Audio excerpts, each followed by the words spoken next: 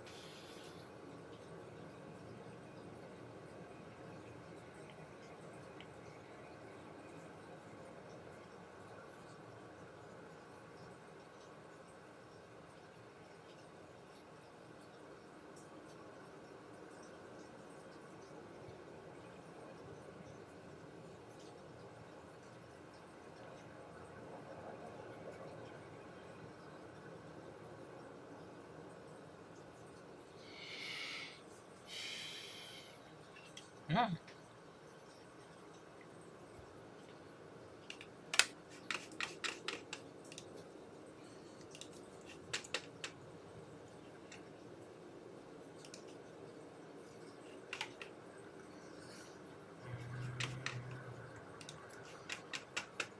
Protect.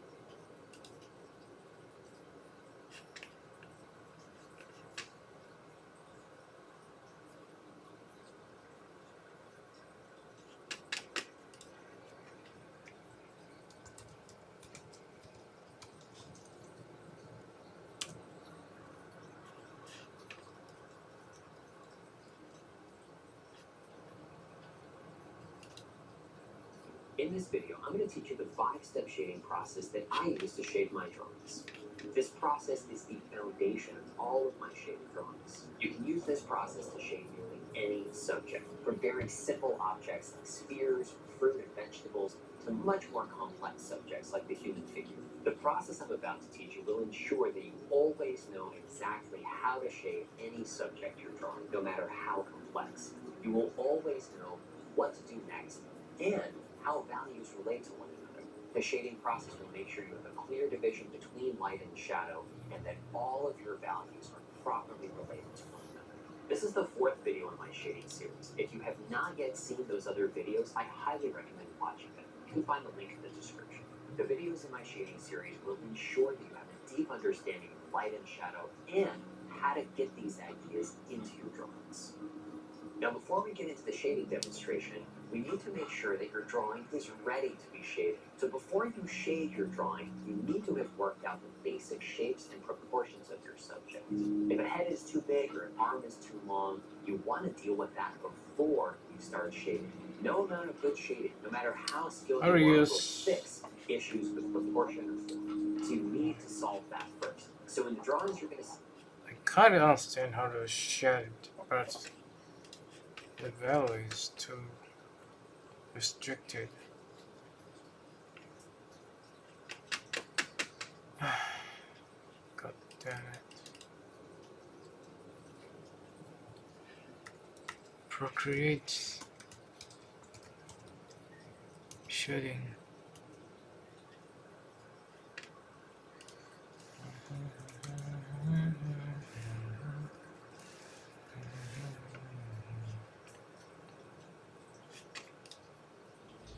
Y'all been asking me what I used to shade on here. You know, I done answered it a few times, but I'm gonna just show y'all again. So right here, I use airbrush. I like to use soft blend. But the trick to it is, whatever layer I'm on, I reduce the opacity to maybe around like 85. And that gets me like nice shades I can blend out. I can use the blend tool to smooth it out even more. I like to erase with the same tool, soft blend. You know what I'm saying? Or I could even add like a smoke effect in there.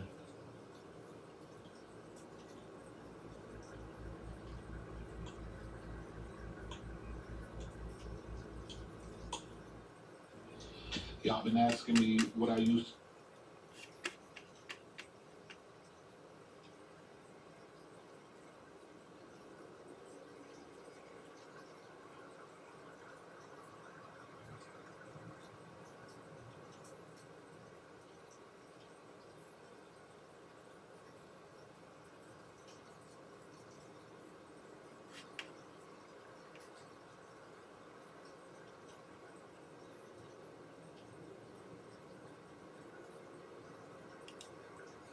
My favorite brush to use as a smudge tool for blending is the standard blender, and you can actually find it in the treasure chest brush pack.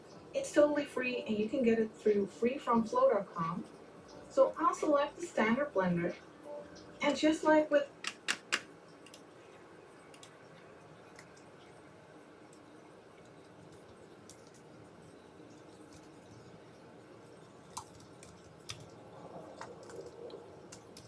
Stand.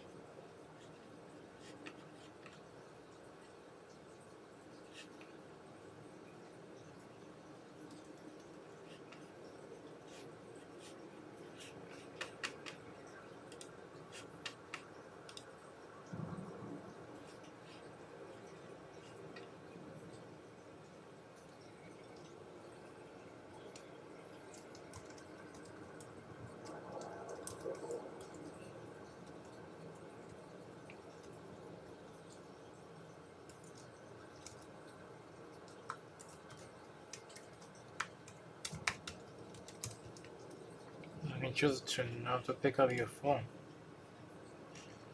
Okay.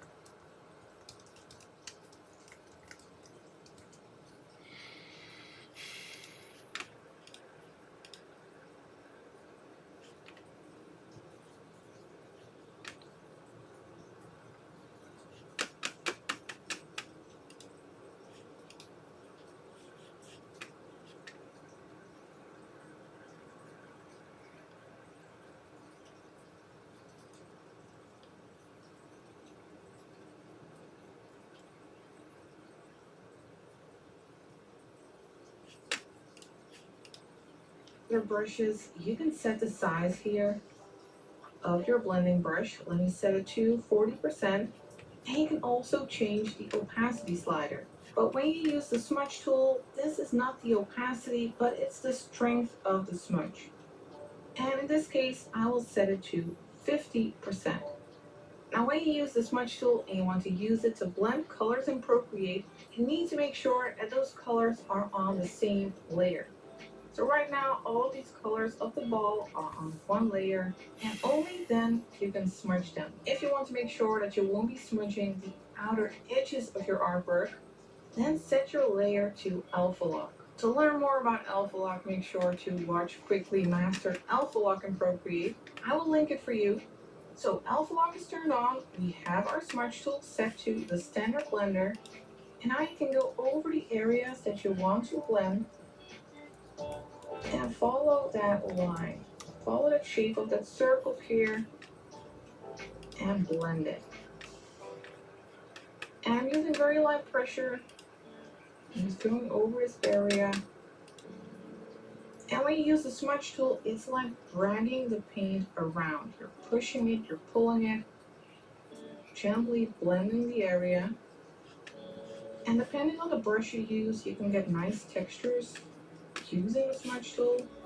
And if you make your brush bigger, like let's say 85%, you can smudge bigger areas, make it even softer. Rounded motions in this case. And if you want to smudge areas that are smaller, then make sure to make your brush smaller as well, like 20%, to be more precise. Otherwise, over here, that light area will also get smudged in the shadow area here. Just follow that shape, follow that rounded shape, and that way you can blend these colors nicely into each other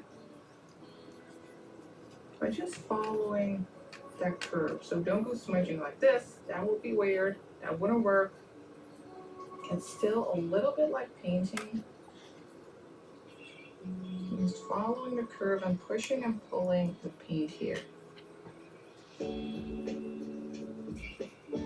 until you don't see any of those crisp edges anymore. And you might need to make your brush a little bit bigger in the end, like 40%, to make some areas even softer. And don't worry, blending like this, it takes some practice, but in the end you will get used to it. And this is a great way of blending in Procreate.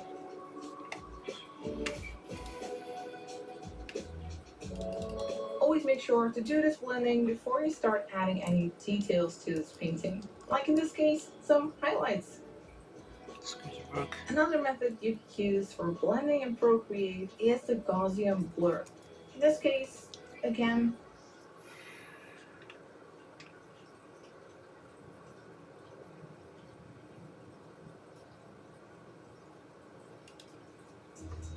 Alright guys, in this video I'm going to show you two different techniques to highlight in the left hand side, and you can okay, the difference between the two set of brushes. So here we are going to be making sure the opacity is really low. Going to be set of it shows the best brush. Again, gonna link a much want to pick smudge brush and not colorless brush. Again, gonna link a video which shows the difference between the two set of brushes. So here we are gonna be blending with smudge brush, making sure the opacity is really low. As you guys can see, smudge brushes basically moves the pixels. So when I go from yellow to skin, the yellow colored pixels move over to the skin colored pixels. So you have to keep that in mind. That's how these smudge brushes or blending brushes work. Now, what I usually do with smudge brushes is that I usually just increase their size, as that gives me a better control over the brush. Now, as you guys can see on the screen that I am putting on the right hand side, I am going in this really circular motion, and I am really gentle on the screen. I'm really light-handed about it. I'm not putting too much pressure onto the screen. So that's how you want to do that. And I also just went ahead and increased the size of the brush a little bit more, and I went over it once again in a circular motion. Now we are going to be doing the same thing. Now, as you guys can see how that brush moved the pixels, that brown pixels. Alright, that's how these work. Again, going in this circular motion, as you guys can see on the right hand side screen. And that's how I usually blend it. Just make sure the opacity of the brush is really low. Alright, because if you increase the opacity of the brush, it's just gonna just gonna go wrong. I don't know how else to explain it. Just give it a try. You'll see for yourself. So again, I just increased the size of the brush to the max and went over the whole circle like that. And as you guys can see, the colors are nicely blended. And that's how you do it. It's really simple. Now I'm going to show you the next technique, which is blending colors using just the brush. So I'm using airbrush, I believe.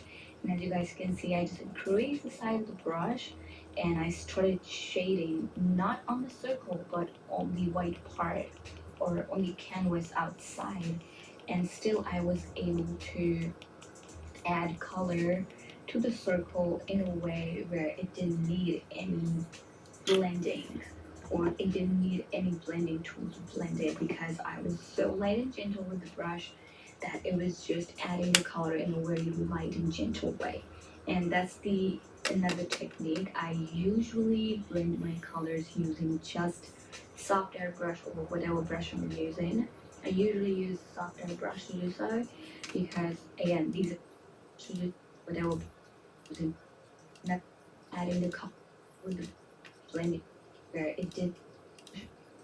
Now I'm going to show you the, again, I just increased value to it and color to the circle in a way where it didn't need any blending, or it didn't need any blending tool to blend it, because I was so light and gentle with the brush that it was just adding the color in a very light and gentle way. And that's the another technique. I usually blend my colors using just soft airbrush or whatever brush I'm using. I usually use soft airbrush to do so, because again, these are soft. So yeah, I mean, and that's how you do it. And as you guys can see, the results are pretty good. It's a little subtle as compared to the previous one, but it still looks good. It still looks effortless, very natural, especially if you're medium skin. This kind of shading is gonna look really good. So yeah, that's how you blend colors on sketchbook. These are two techniques that I usually use, and you guys can see the difference between the both. The first one is a little too prominent, and the second one is a little softer and gentle. So I really hope you guys enjoy this video. Give this video a big thumbs up. Follow me on Instagram and subscribe to my channel.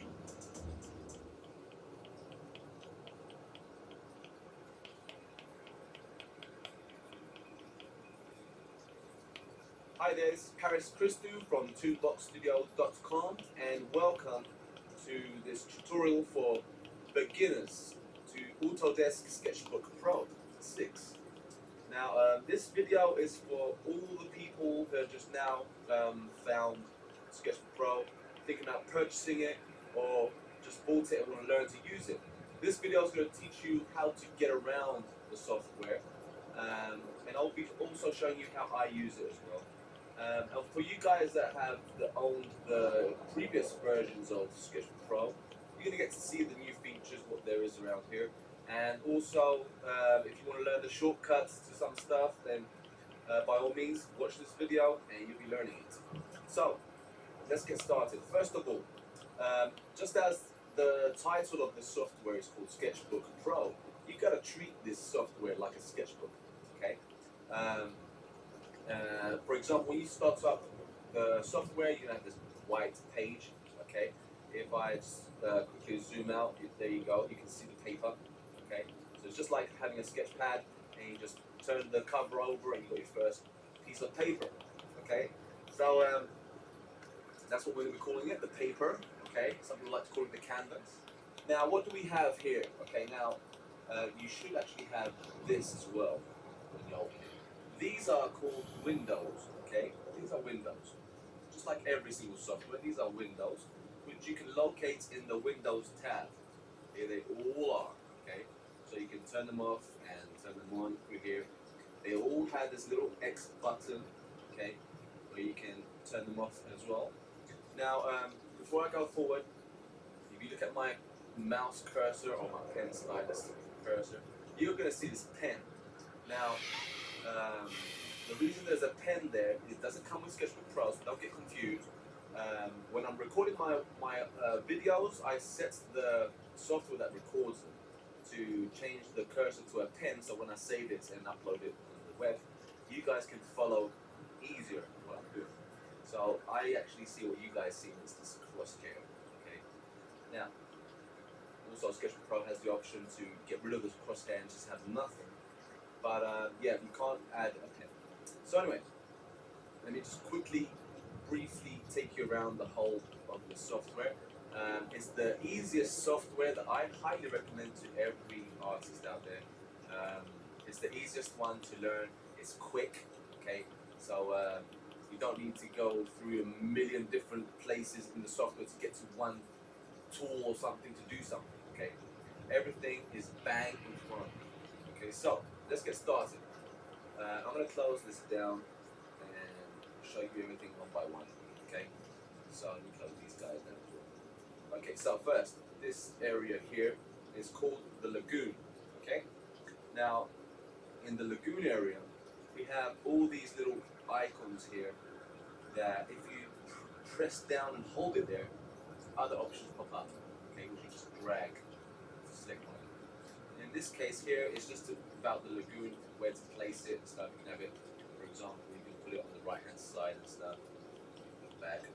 And this one here is for zooming and rotating the canvas and fits into view the ruler, all that stuff, layers, symmetry, etc. Here's your brush tools, paint palette there as well, the paint wheel, the color wheel. Here you have the selection tool, lasso, to clear a layer and stuff, copy, paste, cut, crop, and this one move, rotate, scale the layer. Okay, and here's where you open, new, save, close, all that stuff.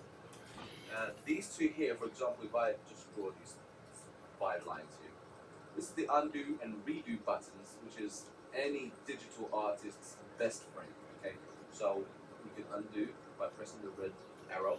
The green one redoes it. Okay, like so. You can have maximum up to 30 undos, which is perfect. It's all you need.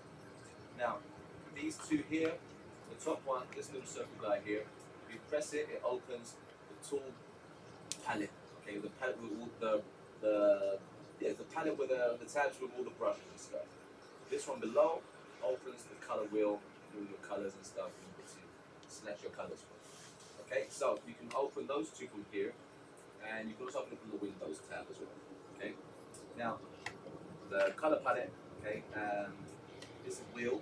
Okay. Now this is the Windows version, guys. So on the Mac, the only differences with Mac is this area.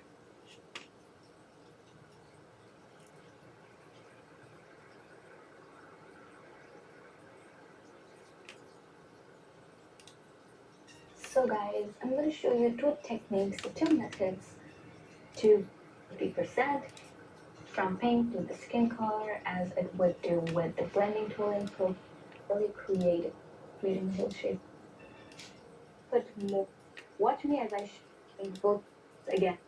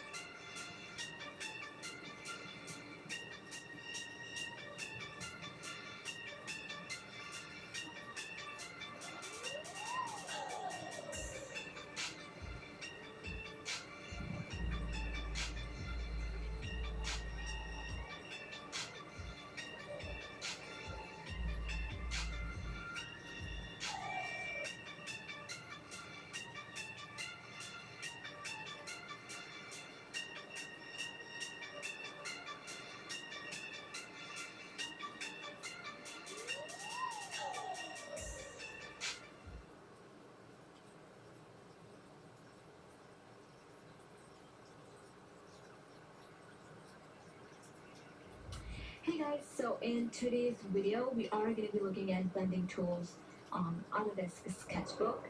So without any further ado, let's just get started.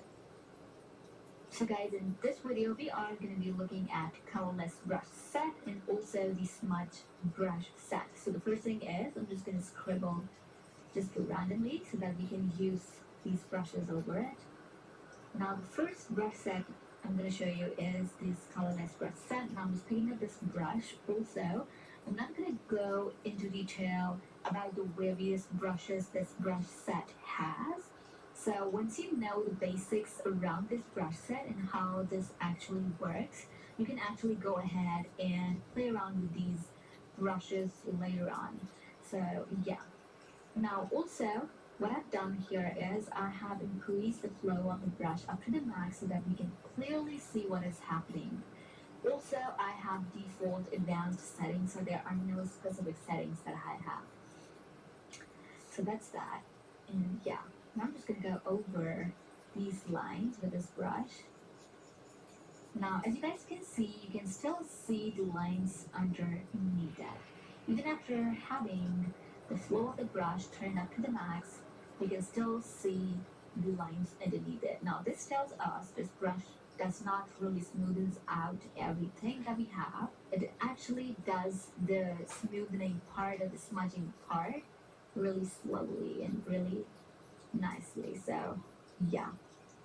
That's one thing to notice. Also, when you go ahead and paint on a blank canvas with this brush after going over some particular color, you can see that some of the color is still left on the bristles of the brush. Now, just look at the name of this brush set.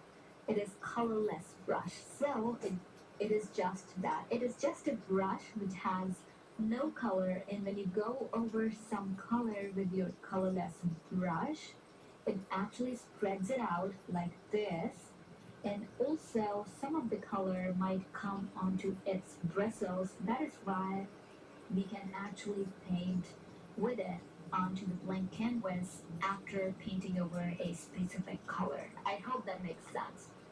So if you have used a real life blending tool or Q-tip while sketching onto the paper, then you know what I'm talking about. When you go over your sketch lines on paper with the Q-tip, and when you go over the blank canvas, you actually see some of that shade still left onto the Q-tip.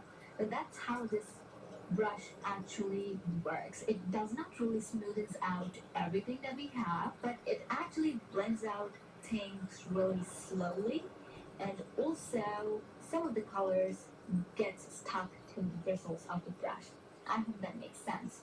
Now, I'm just gonna go ahead and use the smudge tool, and let's just see what it does. So again, I'm just gonna scribble.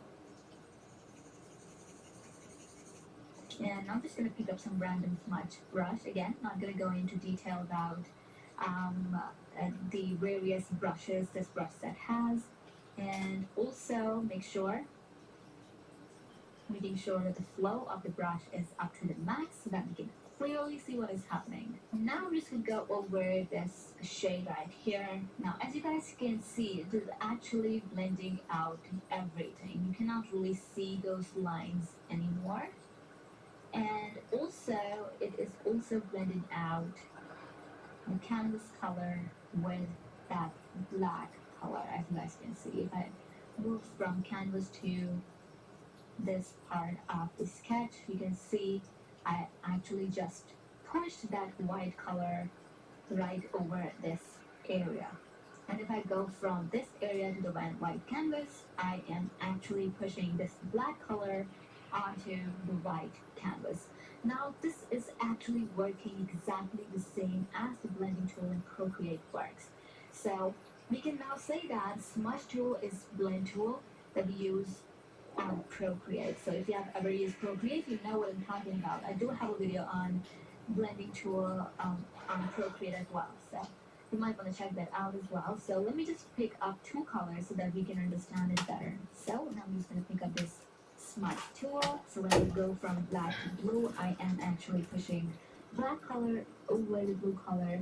And when I go from blue to black, I am pushing the blue color over the black color. And that's how this tool actually works. And if you go in this circular motion, it actually kind of smears the colors out. It smears both of the colors together like this. So also the flow of the brush is turned up to the max. That is why this brush is actually working like this.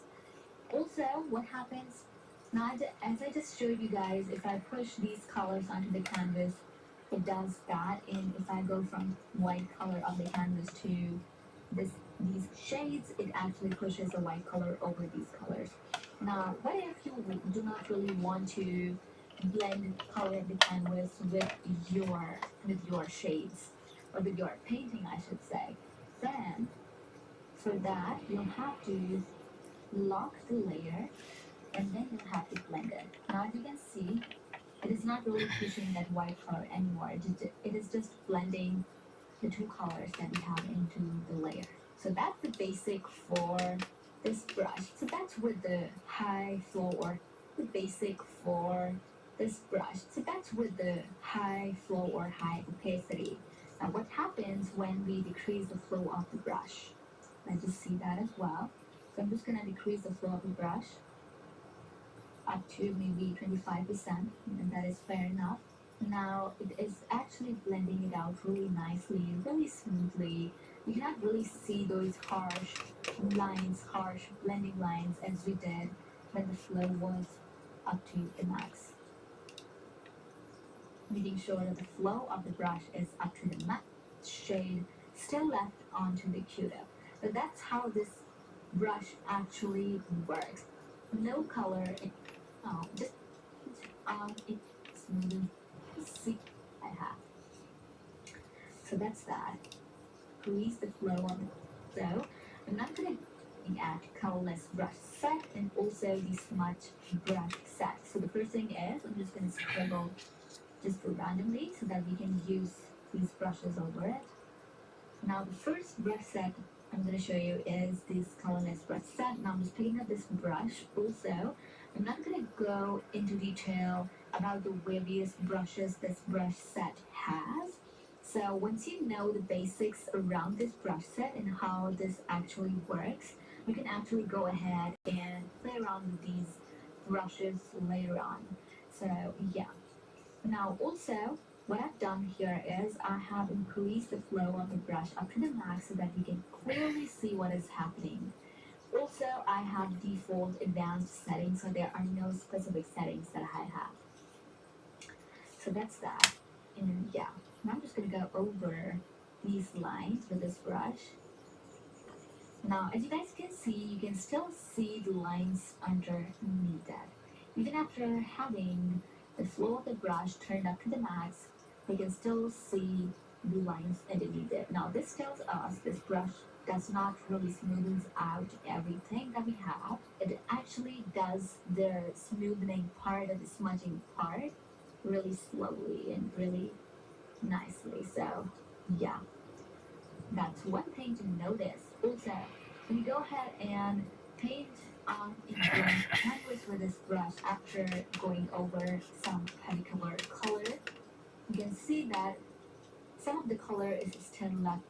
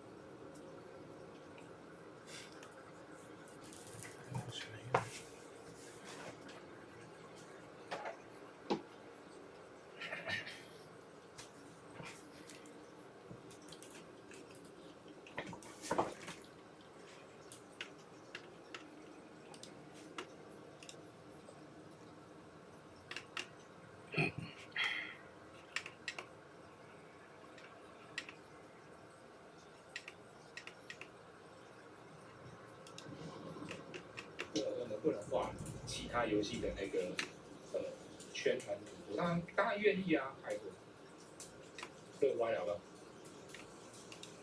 我也没有把那个上礼拜改图的哈，我还没放到伺服器哦，还没放到那个 Dropbox 哦。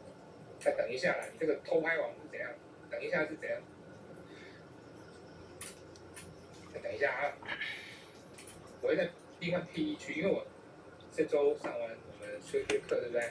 上完了之后的时间呢，就是比较好控制哦。下周日4月10号我在那个嘉义挖看他们的直营店吗？还是什么的？应该他们直营店哦，有一个讲座哈，我会在那边我要介绍的东西呢，我要介绍上色法，因为这个讲座是他们的邀请哦，然后当然邀请了就会要我讲一些主题嘛哈，我就讲，好，那我整理一个主题啊，这个主题是上色法，把几个目前电绘比较我们常用到的上色方式哈，做个简单的导读教学，再加以在上期科技的官网可以报名，工商算工商吗？我也没赚到钱，有啦，他们会有那个讲那个讲座是有钱的，但是这不重点，重点是又要跑一趟的那个感觉，我很不想出门的时候。但嘉义好久没有去了，嘉义我最后一次去嘉义是什么时候？还要推到以前那个实体课那个时期，那个时候还有机会去嘉义，后来我没什么契机可以去嘉义。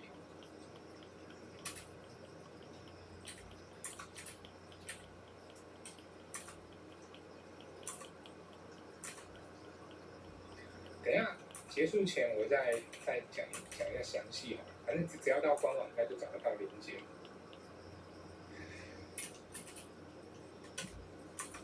然后我就想，讲了讲座之后呢，如果这个内容我自己推敲过，如果错的话，未来把它录成一个实况的内容好了。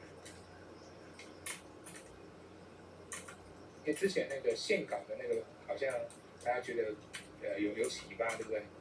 啊，也有人问过我说能不能做一个类似上色的那个讲座，玩上色法的讲座，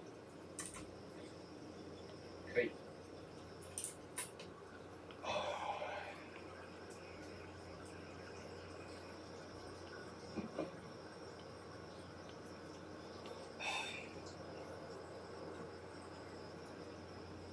没有，我还没放上传。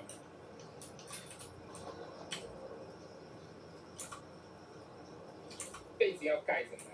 应该是盖着比较合理，对不对？第一条腿应该要盖在被子内，对不对？因为他正急着要下床，不晓得谁救了他的那个感觉哈。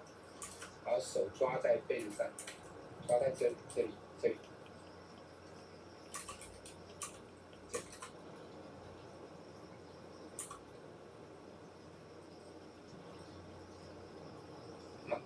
在这里吧。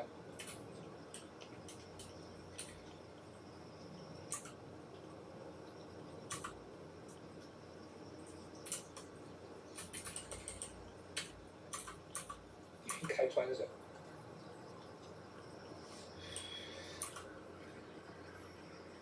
穿什么？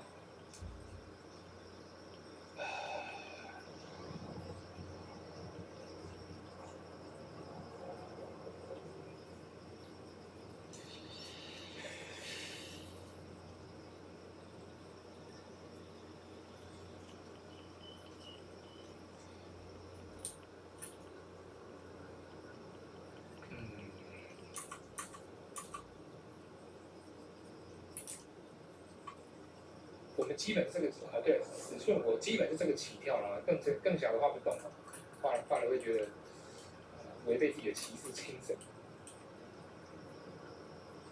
我们这个也是有骑士精神的。穿什么也是还是要穿个什么？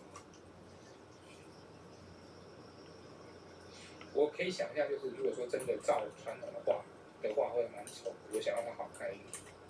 而且这个角度的那个衣服也不是很好画。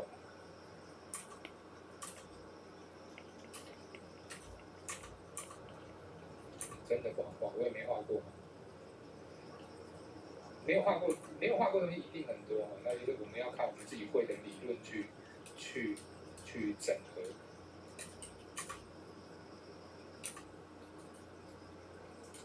去推测这个东西可能怎么画。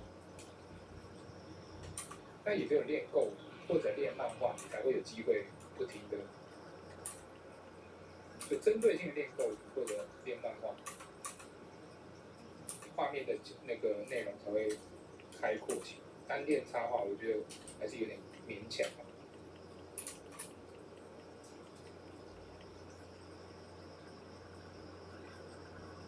绷带，好主意哈。来不及了。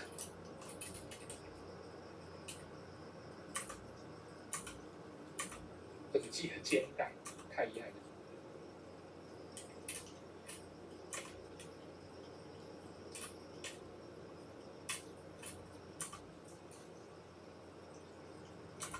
这件睡衣、内衣、性感内衣，不对，是旁边那个小姐姐、小妹妹她的，而不是她的，她妈妈的，是暂时先给她穿一下。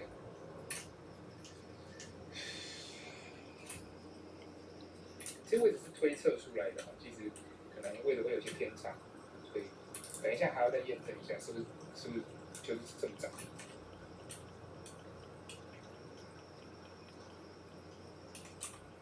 最靠谱的画法是你就是看一些照片去看动作。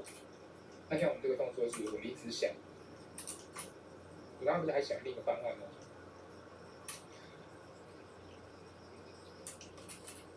这个不要，看起来是不顺。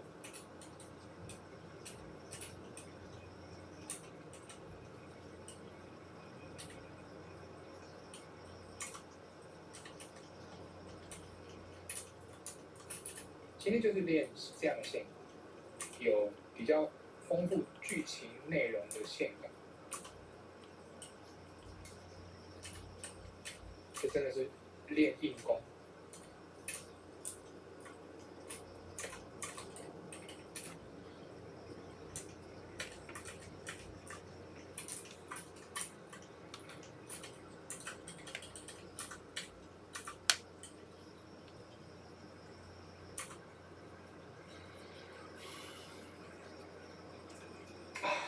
我知道，我没有上传，我知道，我会生个短片出来。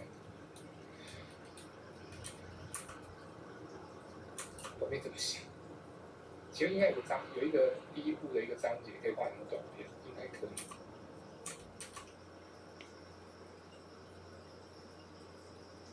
其实我想到农村哈，中古世纪那个欧美那边。不是欧洲农村他们的枕头会是怎么样？蓬松这个应该是不太可能哦，应该是蓬松不了。像以前台湾的那种农家，他们会那个用就是木头，然后包一包这样。这我看那个电视剧里面当枕头。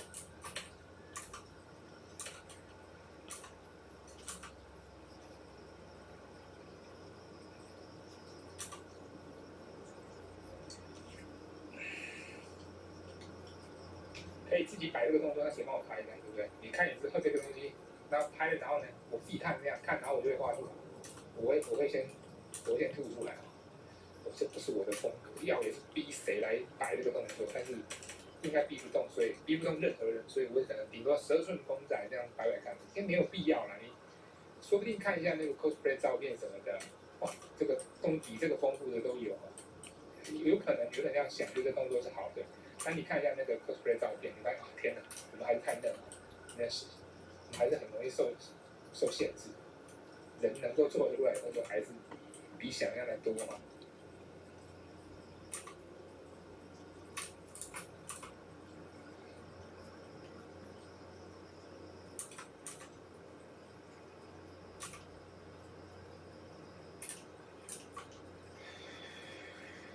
还是另外一个谁坐在床边看着他，看他到底变成怎么样了？床到这就可以啊，太多，到这里就可以了。画错层。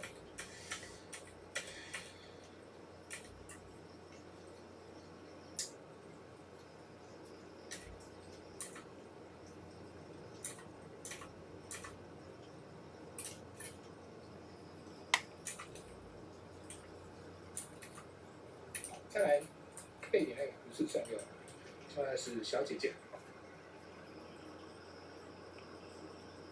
米谷填充枕头，米谷是就是那个嘛，稻米的那个对不对？壳对不对？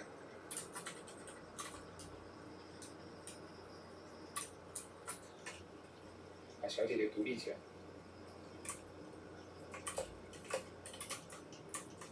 牌子啊。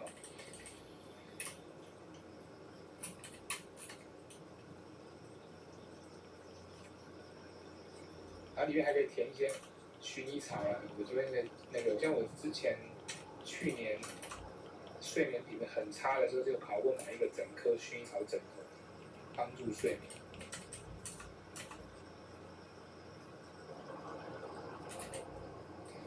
也考虑到说猫薰衣草会让猫中毒，我来算可以吗？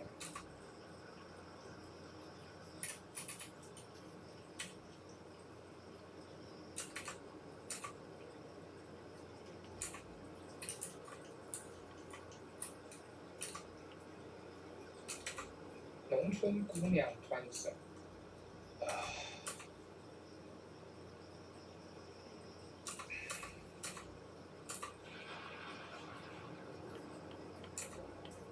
然后拿着食物，食物的话一定有面包，对不对？面包，再一杯水，不怎么丰盛，因为还是战乱中贫苦人嘛。拿个盘子，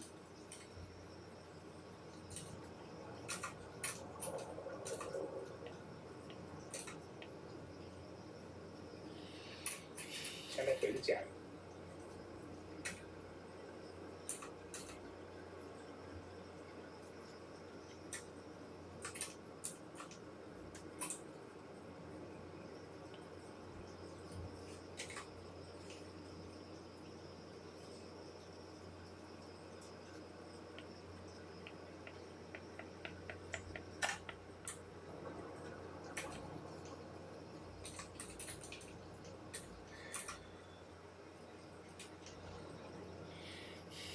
背景再补强一下，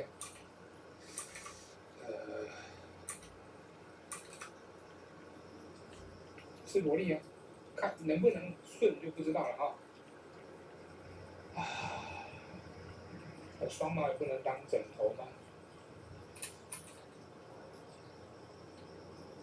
打赌，来，训，罚一张。用双马尾当枕头要怎么？是什么样的构图？请画一个也是躺着的姿势。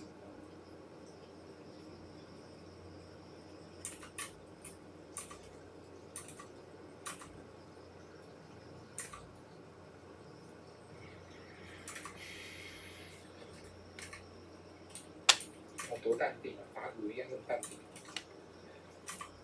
没有再给你歇斯底里那样。来，拿一张，什么时候交明天？赶快画吧，你还有23小时，优先感。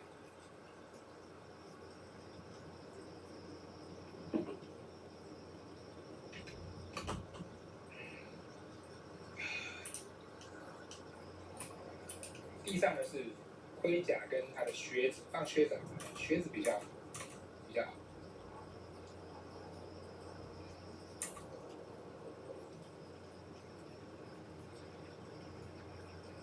靴子倒下去。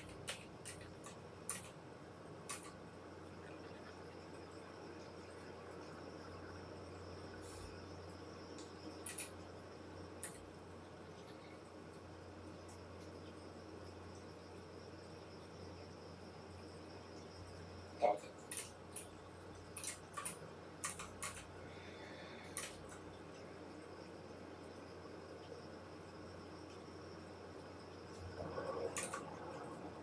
后面是炊具之类的，然后这个墙，我的墙的想法是来自那个，有墙这很像那个屏风嘛，来自刺客教的那个衣领店，应该有那种东西。好，一个构图嘛，对不对？那我们觉得它好看，就是给它描下去，看敢不敢描完。但是要先确定一下有没有什么东西我不懂的，哪些地方我们看得不够明白，要再认真看一下。应该没有了哈，这样哈。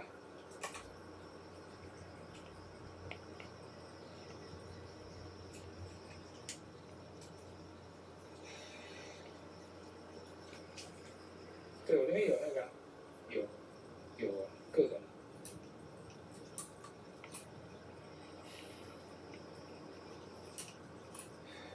面有那个蛙鸣，还不到，那个算什么一种，反正也是虫吧。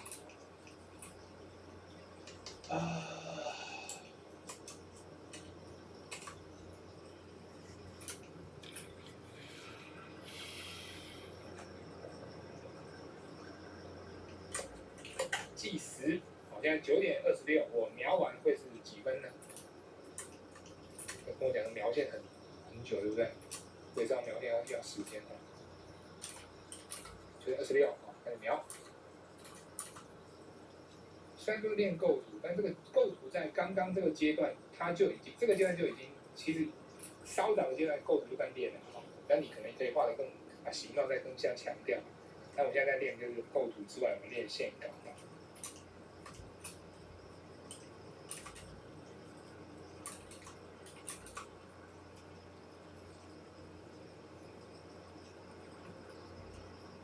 头发呢没有解开啊。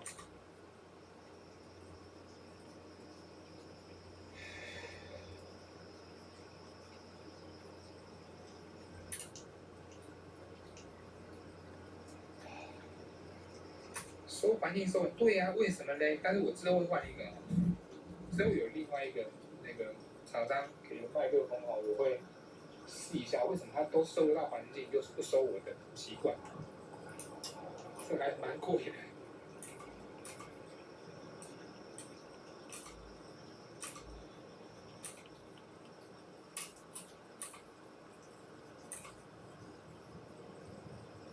好，声音应该理论上不用很大，我讲话应该不用很大的，应该就能够就收得很顺才对。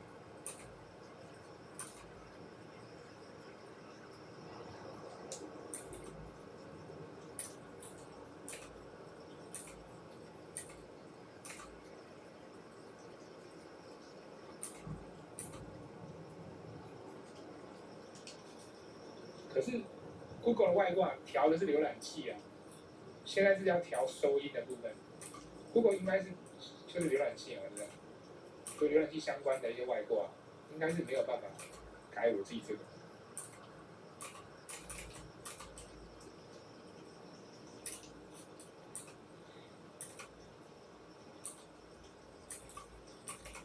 有一个可能小声，是不是我这个很小声吗？很小。有啊，蛮大声的吧，80到80几了，但也有可能会功能有点异常。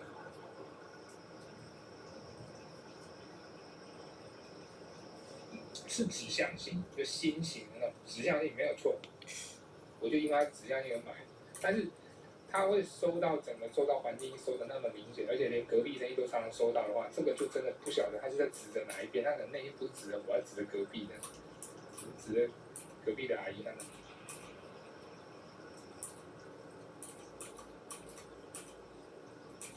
还是有可能是 BT 害的，因为这次我问 BT 介绍，他就建议我们可以买，反正给我2个选项，他给下了什么戏法这样子。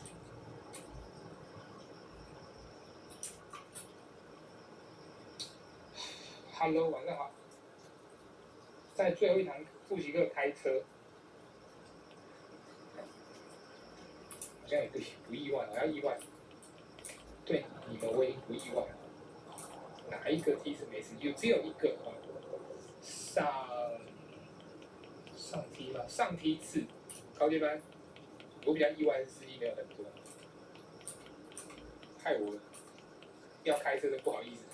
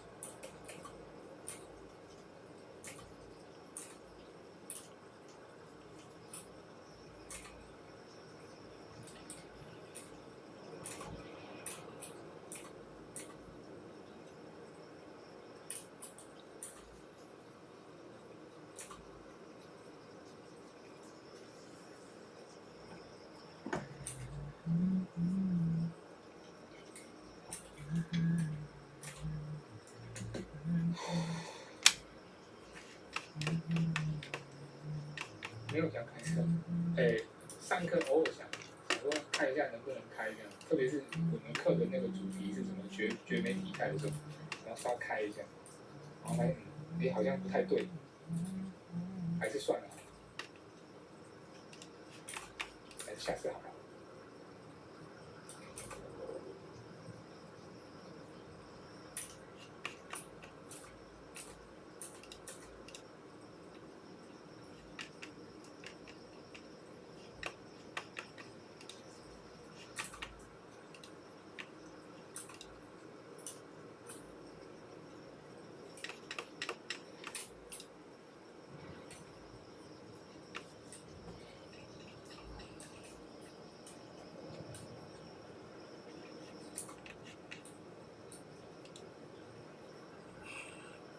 靠背啊！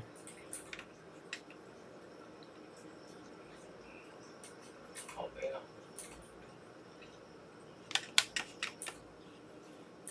亚瑟王的大招，我真的认为会有一点闪躲概念的都跑得掉，所以那一招当他的大招真的是，除非敌人被你弄麻或者弄晕在原地，不然那个大招谁躲不掉？第一，你打一般人，那个腿脚灵便的那种一般人，你也不需要用那一招打。然后厉害的那个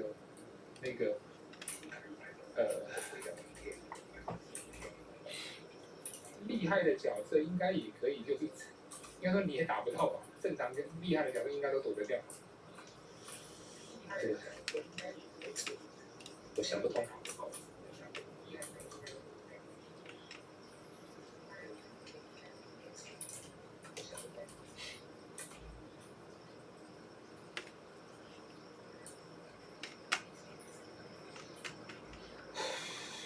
老师都爱画香菇，香菇是以前的事了吧？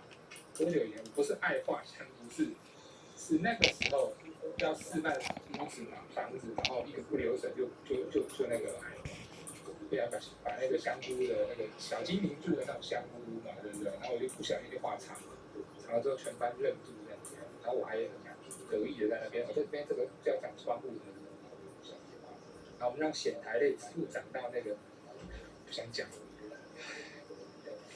人生。然后当我讲的很新的这个关键，台下在笑，好笑。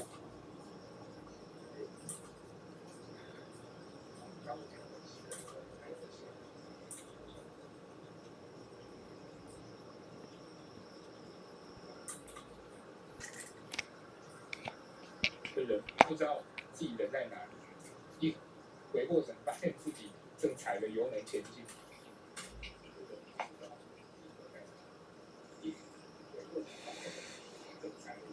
对城用大炮，可我都看他们拿来打怪啊。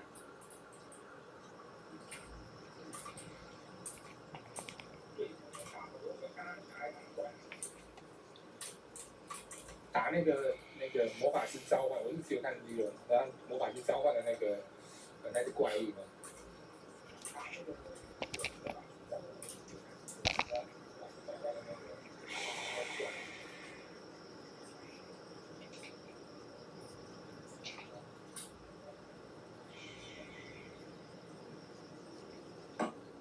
哎，晚上好。那个叫咖喱棒，那个叫咖喱棒，红烧鸡。哦，原来你200米，可是你一个传奇战士，以他们那种能力，飞都可以的，好吧？对，6月不是6月初开课，6月中开放报名，7月底开课。6月开课，6月中开放报名，7月底。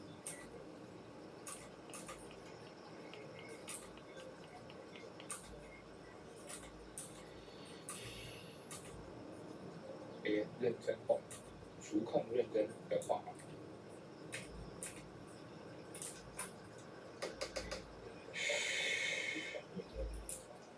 7月底才开始上课吧？7月20几号吧？再看一下到时候详细规划哪一天比较适合。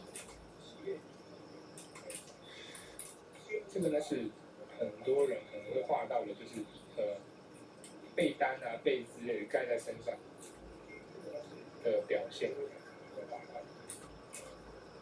被单啊、被盖在。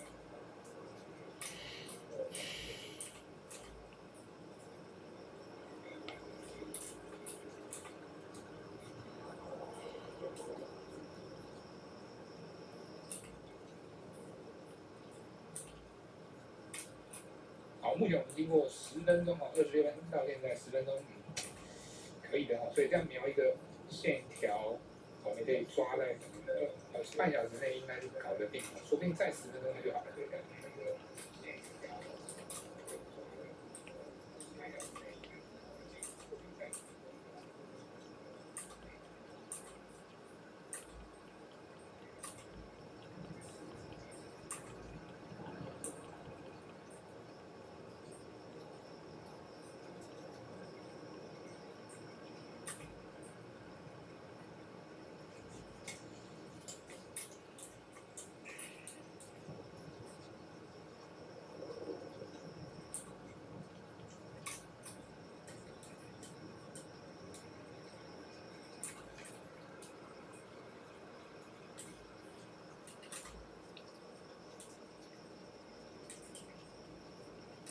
再来就轻松了哈，再来就是没有Ctrl Z，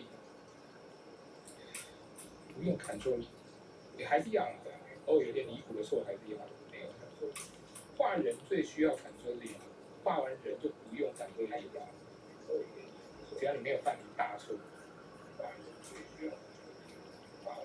而且不会有出，就是有什么地方没有啊。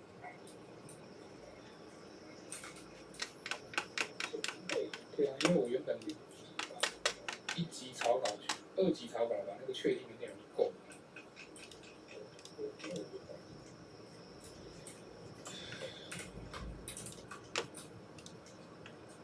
可以的，这好看啊。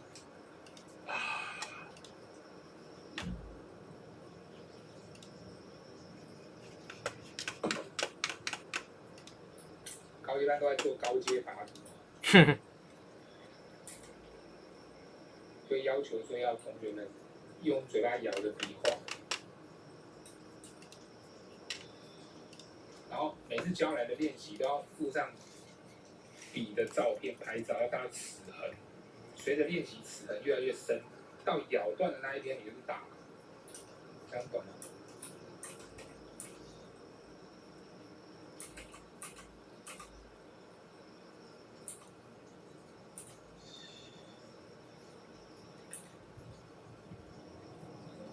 超智障，画错了，干你娘的，鸡掰了，哈哈哈。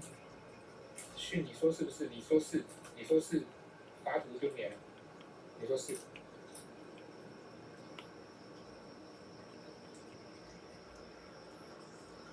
我才要免你一张拔图，你就在用讲的双马尾画的照拔，你说是也没用了，照画。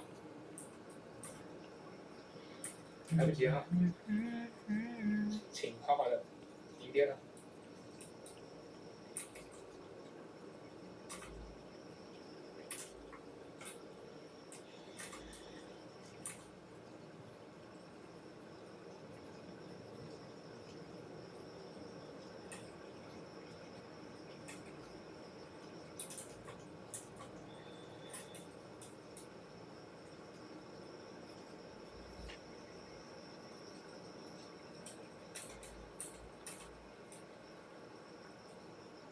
训彻底见证了什么叫人真是让自己完美的人。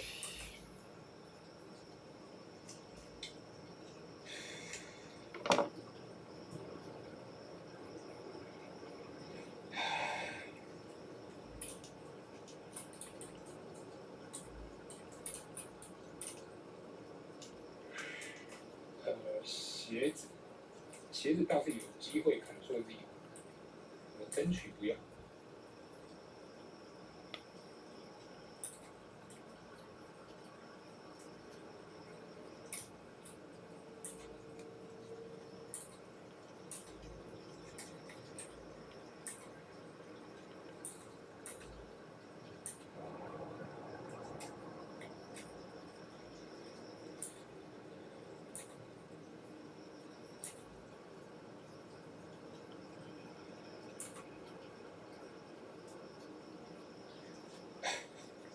好像有错，看一下道具不知道。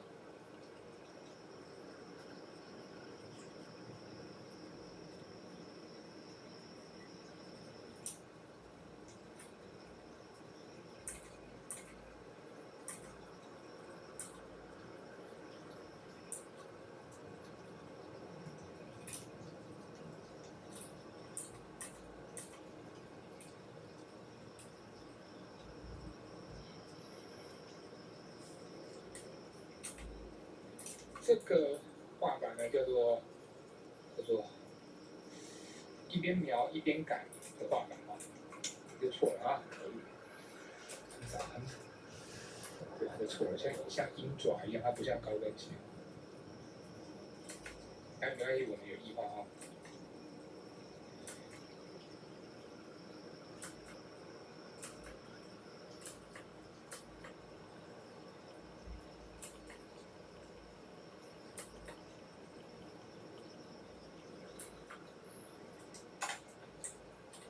好，不管它好，因为战败，所以鞋子被打歪了啊，合理呀。接着是萝莉，我们要凭这几个点，然后弄这个萝莉。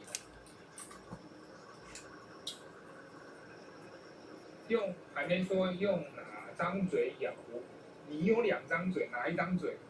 我们一般是1张嘴哈，不晓得你。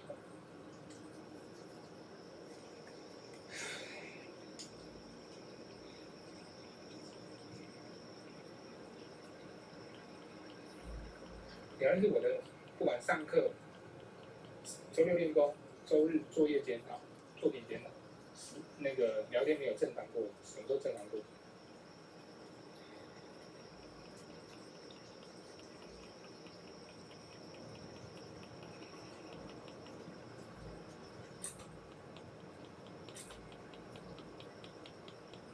这种魔力，照公式化可以画，但是它不属，跟我的人物的比例搭起来就是会奇怪，所以这样子不算真的会画，这只是会某一种模仿的比例而已。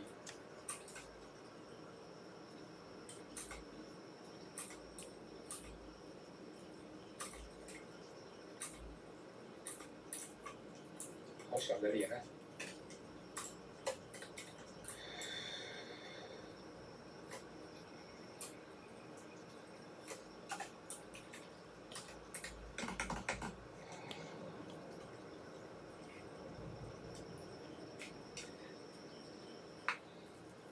不可以啊！拔图就是拔图，没有在教那些乱改的照片。Female forehead. 好，我这边我犯一次禁忌哈，我们的禁忌就是不可以把眉毛画到头发上，我们犯一次禁忌。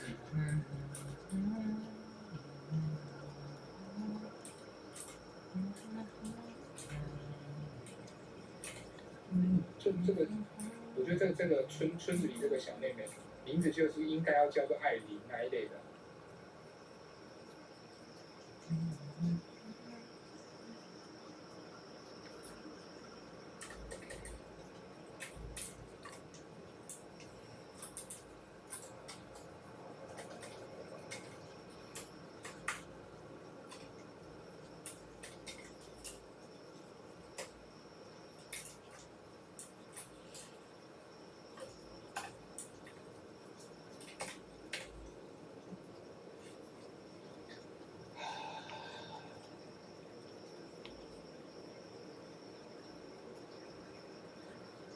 第一次看我的直播，想知道剧情是什么，是一个非法的宗教，我也不想不熟。然后只要这种题材被提起来，就会大家很激动，满满的负能量。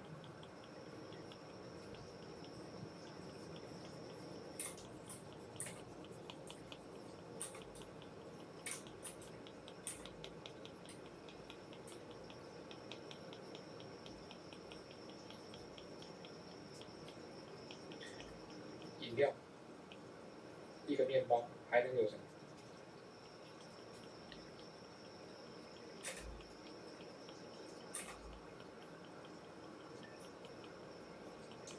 46分，我们经过20分了哈，对不对？20分，爬，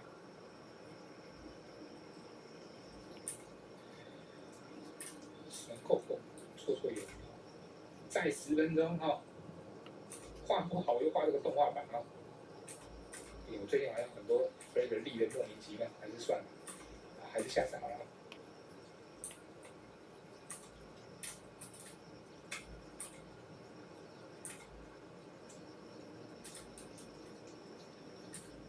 应该对，应该是可以啦。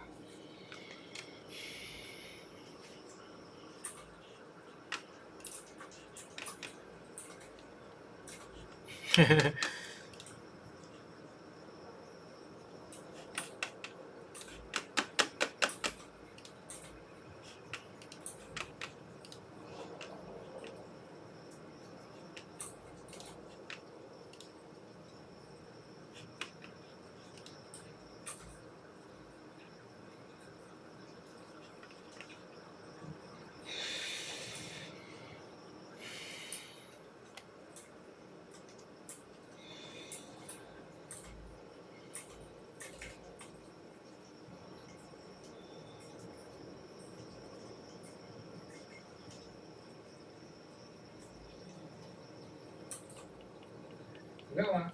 去年就是你们画那个同学们啊，龙族同学们画那个生日图，我的立场，我说你不准画这样，我觉得这样不行，不太好。那我内心你给我开心，我开心，一方面开心，一方面超尴尬。我把那些图你要有，假设你要画给我，任何人画的，我是不是应该要表示一下，然后放到粉丝专业？那我真的不知道怎么解释，因为我有些网友，这什么东西啊？我不知道怎么解释那个图是什么东西哦，真的，你们把我害我陷入一种我都不知道怎么日子不知道怎么过的那种境地哦。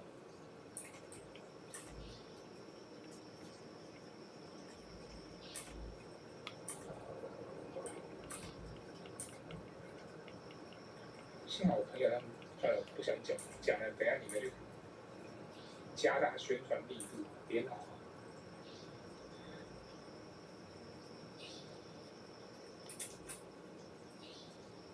你们很搭，对不对？好，这个背景就不用几分钟了。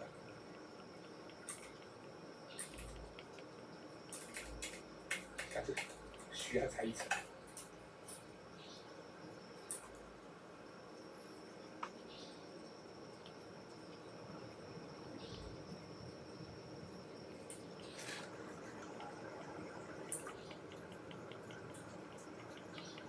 它不能歪就是了。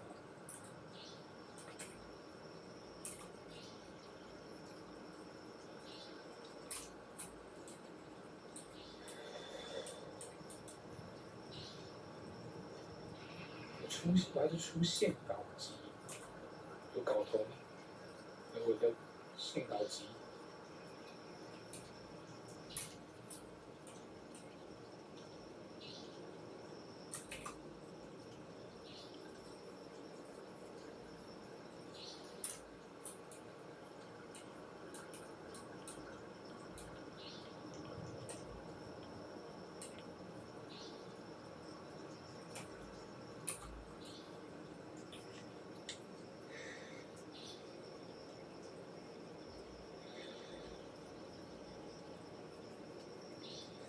重点是写真集嘛，不要闹哦。不可能，确实不行。我觉得你们会出于恶搞的情况下让我做很多事，但是我也没那么蠢啊。你说什么我做什么呢？什么年代了啊？我现在要干嘛？画的这个是什么？你们知道吗？不啊。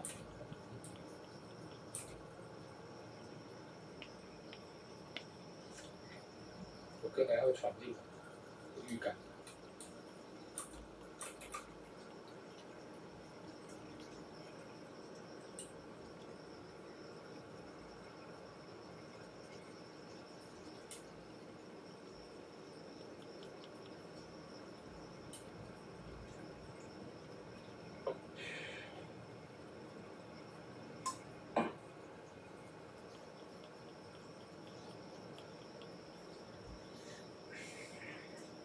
哎，男高中生，饼干。昨天是你生日对不对？昨天是加拿大时间吗？你生日吗？在给你老哦，那个祝寿晚了哈、是昨天的前天对不对？加拿大饼干的生日哈、生日快乐！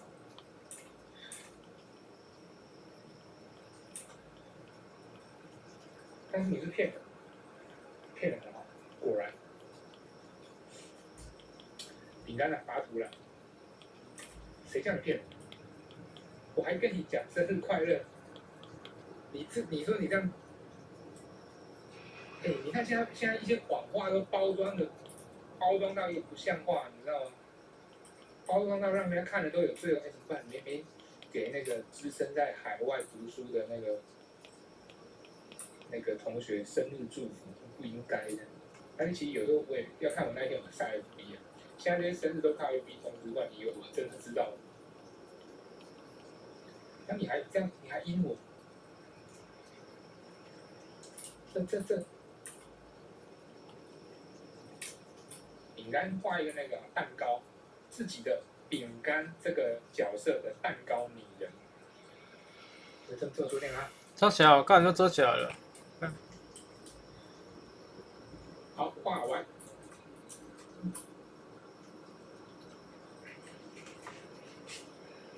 不到30分吧，26分哦。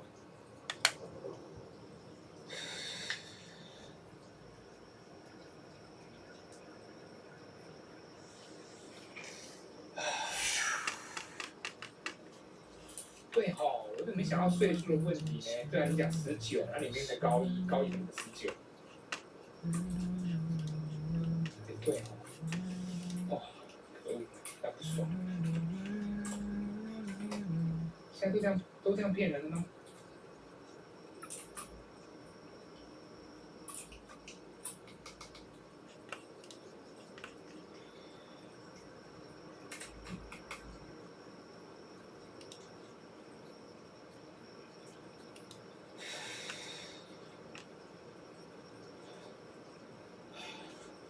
下次你再说是生日，我都不信了。一定骗人的啦！啊，没有啊，又不是愚人节，应该有别的原因。小懂没？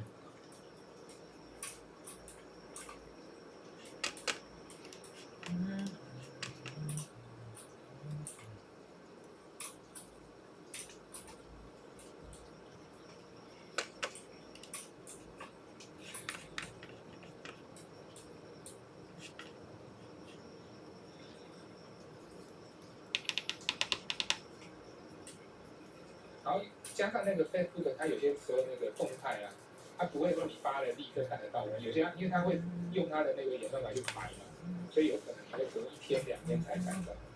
那你隔天就没有戒心啊，没戒心就被骗了，对不对？一定不是我被骗，一定有很多人被骗。我今天发这一个图呢，是为了所有被饼干骗的所有无辜的人报仇，包括我自己在内。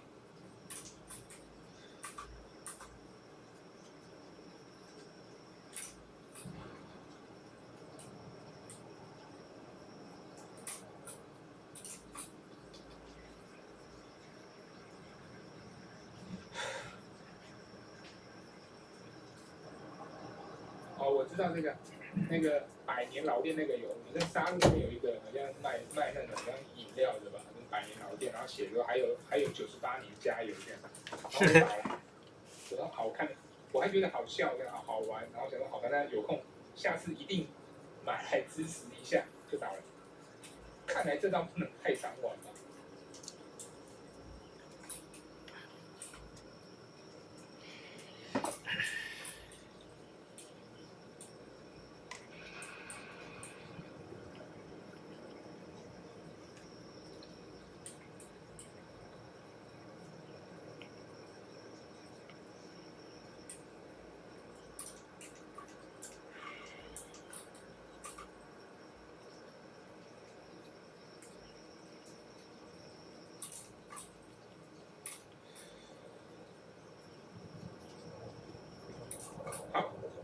一个构图，我们用30分钟的时间描一次，描一张啊，所以我们不要再说描图很久哦，没有，你看很快吧，对不对？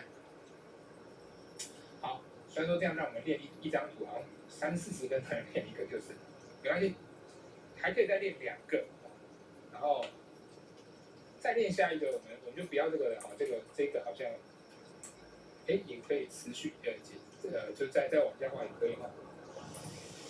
哎，右边这个画什么好呢？因为我要是再画它可能头痛或什么的哦，会进入流水账的状态。是在画漫画啊，流水账。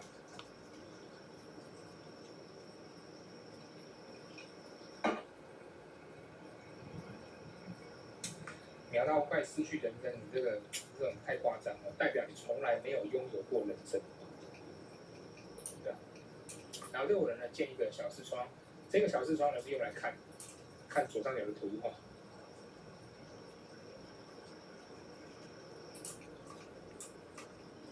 这样我就挪来挪去，你们都知道我在干嘛，对不对哈？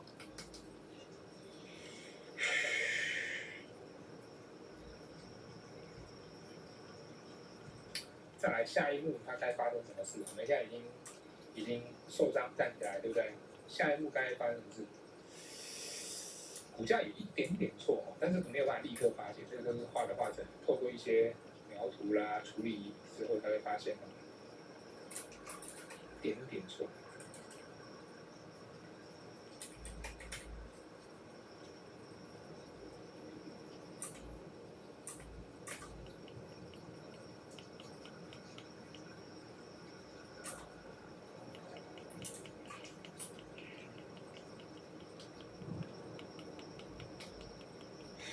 春日大叔图呢，那个5分钟就画出来了啊，所以我们把那机会压走，5分钟就有了。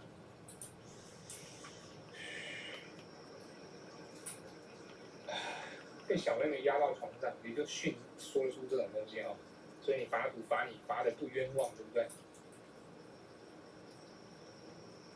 我们画一个，重画一个那个比较有聚焦的啊。你要被大爆了，可能是被 Lancer 还是哪个谁大爆？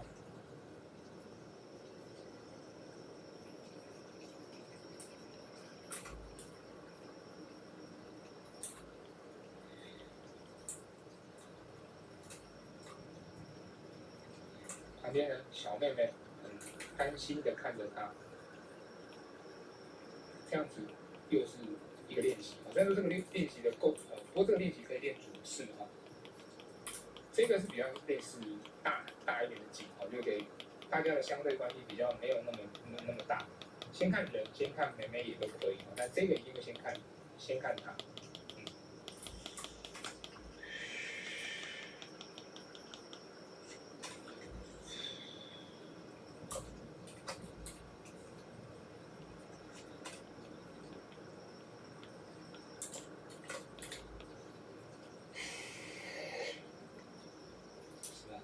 大腿好广，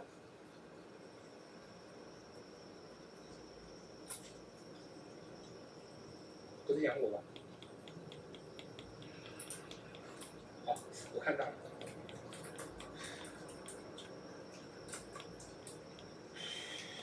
再来，他就头痛。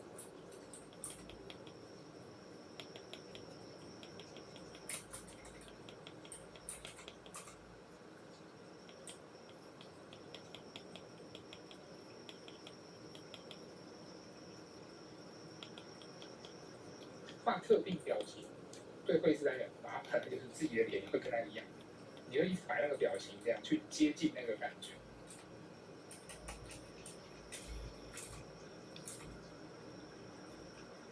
然后你们强装淡定，不要表情不要变得跟他一样，很难。这样我试过很多次，如果你变得淡定，你画的那个表情就会没那么有力。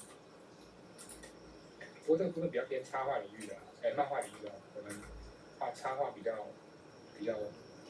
遇不到啊。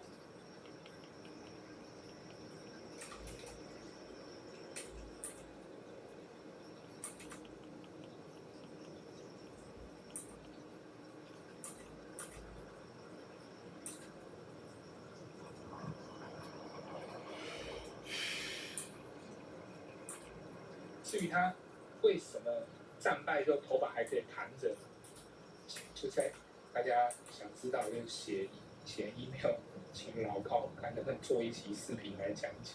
我相信他有任何事情的答案。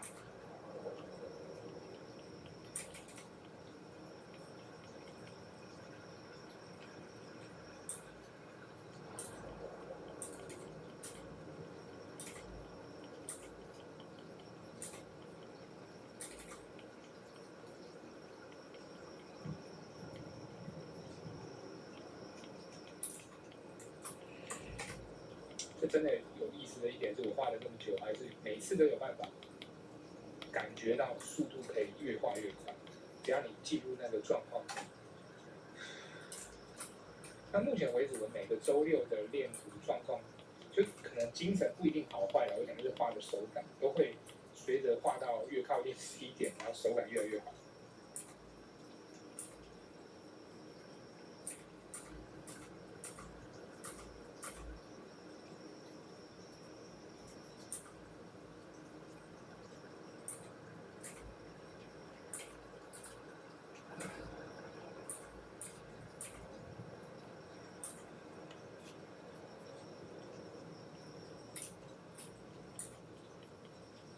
而且捕捉位置会越来越准确。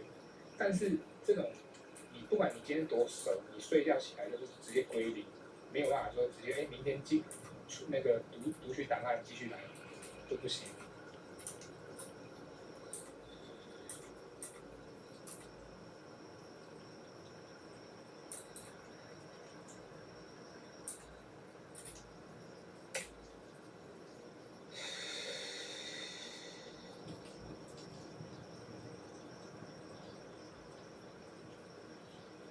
爱心眼是什么？擅长画阿黑眼，阿黑眼是什么？谁来翻译？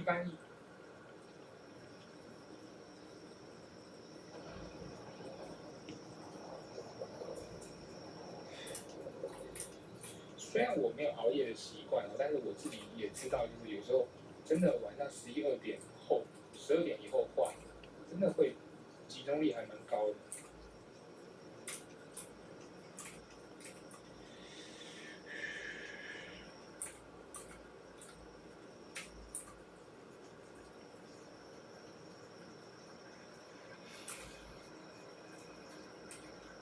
明天要看那个哦，第2次团战的结果，明天要揭晓了。哇哦，好刺激啊！彩稿，上次看过 A 组彩稿，对不对？这次要看 B 组彩稿，上次分数我压着不发，对不对？就是最后一起看。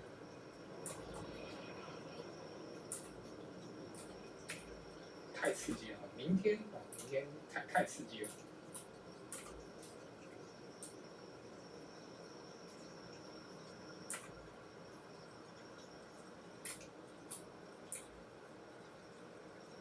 有没有人还在手边在赶稿、赶灯这样？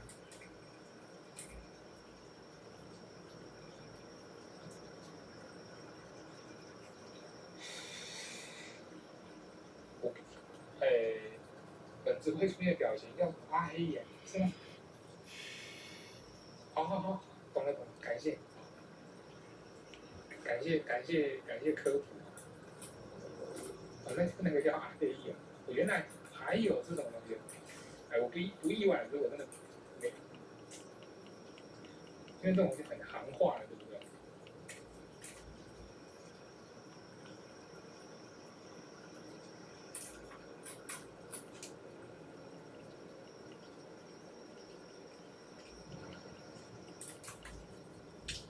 后面那个就不用画啦，后面那个不用画，认真画。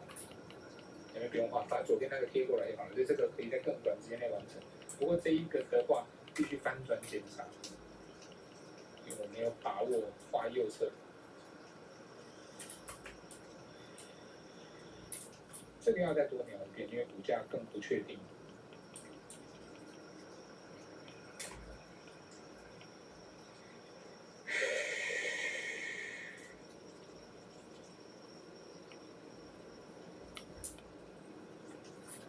我很这边看我没教了哦，我自己是，你说我不懂，你说了我就懂了，是不是？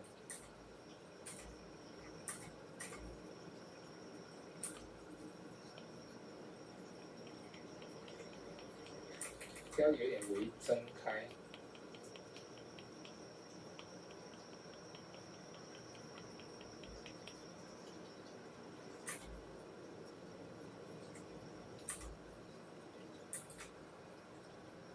这边闭上，这里是 RA 嘛，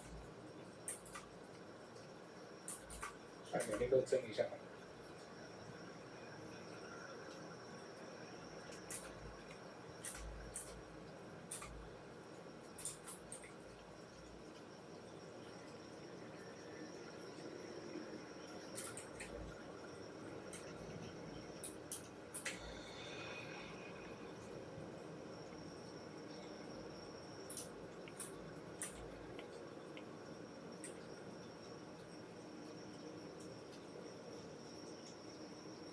我的什么套路？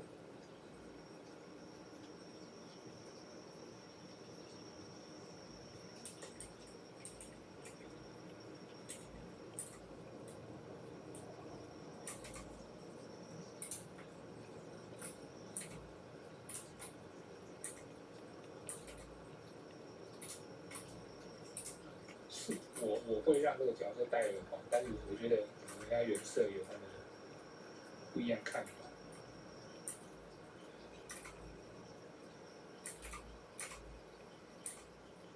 但亚瑟王配个女版，然后配个耳环，其实还是蛮好看的。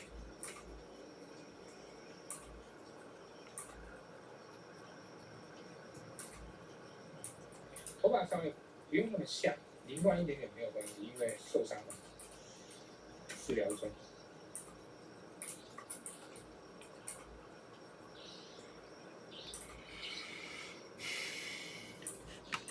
白毛，这还起得来吗？这个白毛，看一定看有起来吗？那要起来。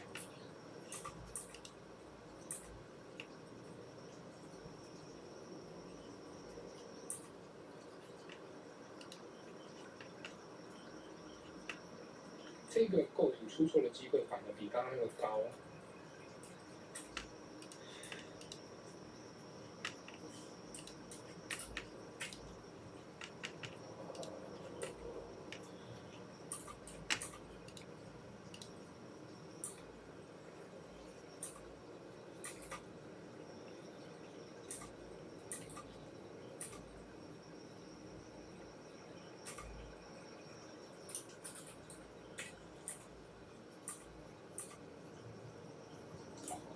回来。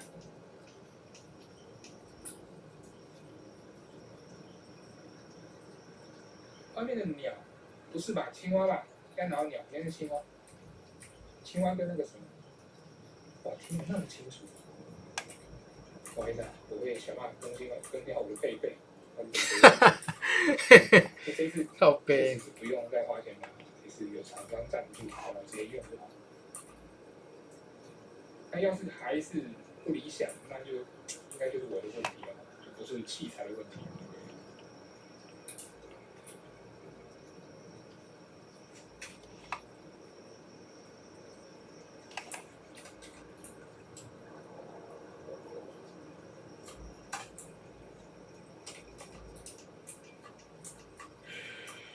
这个有点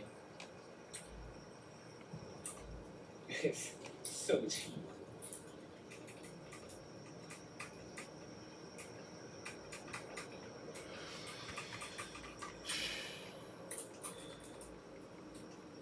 设计好，干烧。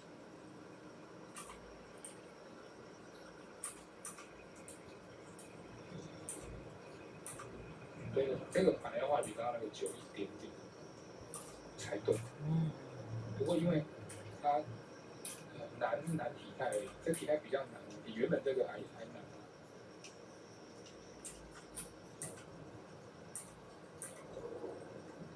太黑了，他妈智障哦！干你娘嘞！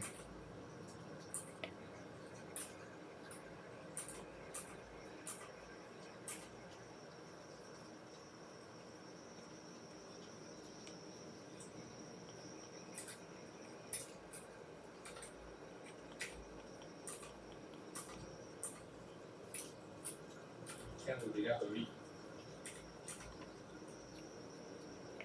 不够黑哦，喷水。好肉哦，纤细一点是不是比较适合它？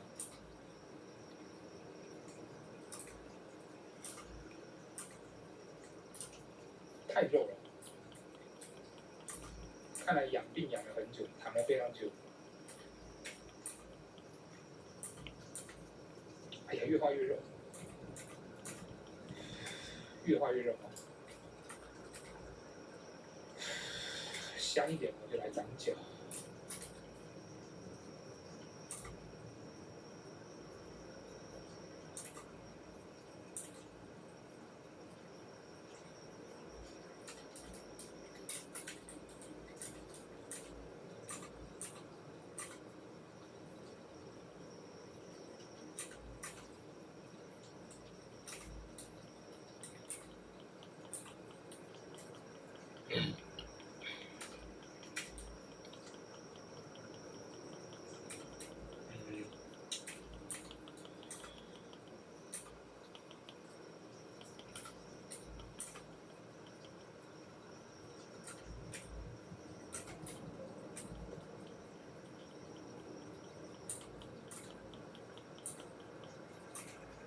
哇，你怎么了？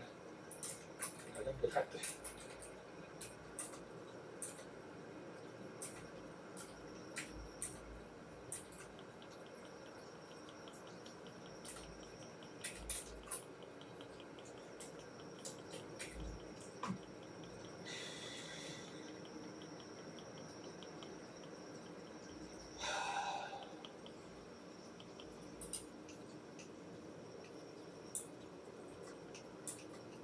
肉量，肉的那个吗？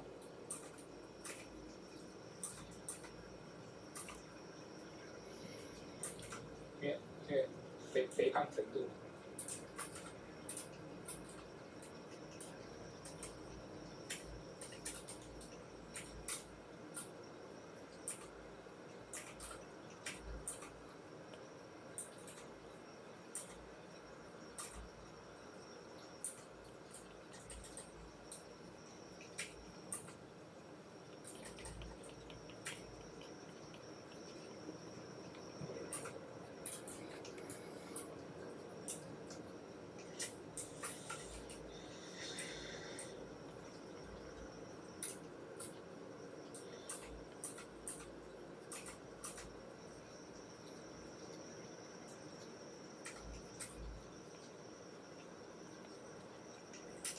好，可以了。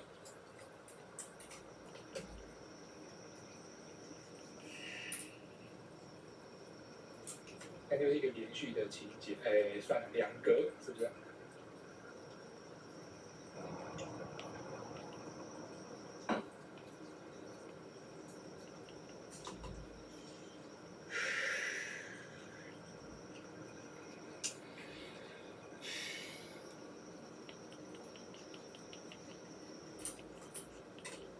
好，起来用了。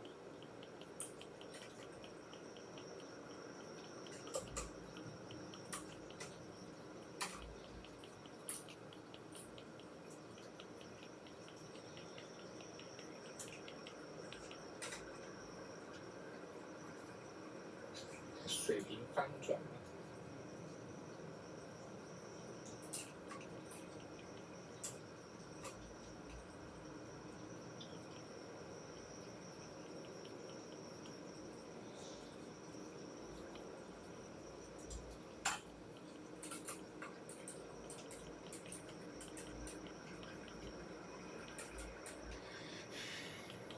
外香回所流。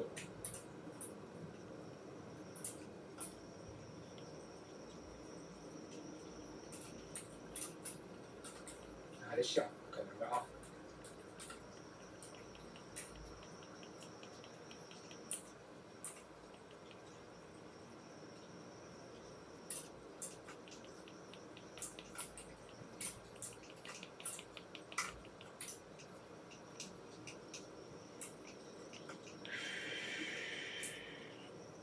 来了，本家硬刚流，还是主要的。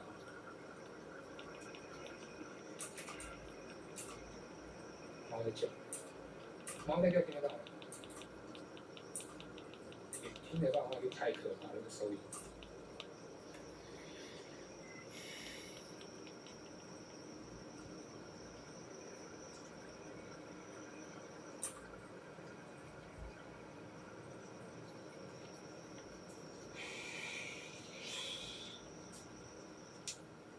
Hello， 晚安啊。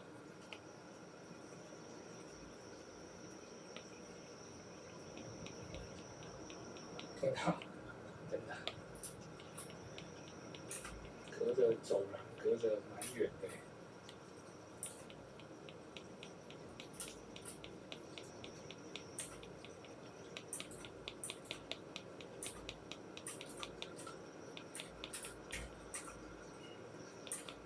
他只想出来玩。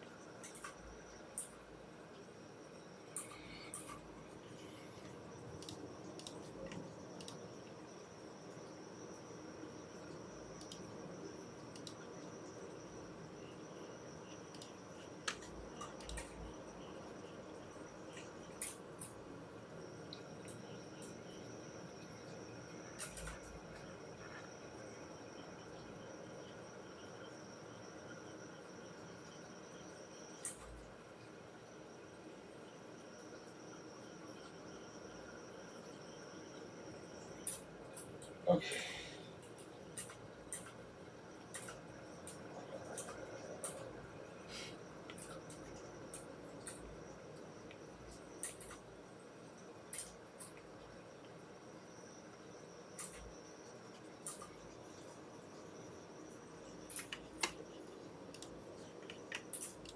他没有那种痛。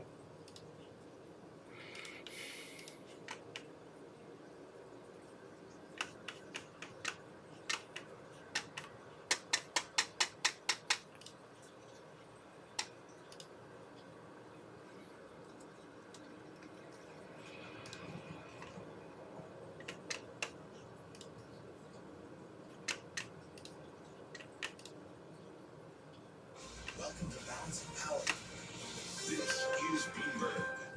From our studios in New York and San Francisco, our expert hosts have the data and analysis about the companies you know and the startups to watch, plus the interviews you don't want to miss. Watch Caroline Hyde and Ed Ludlow on Bloomberg Technology, the only daily business show dedicated to tech, right in the middle of the trading action, every weekday, only on Bloomberg Television. Context changes everything.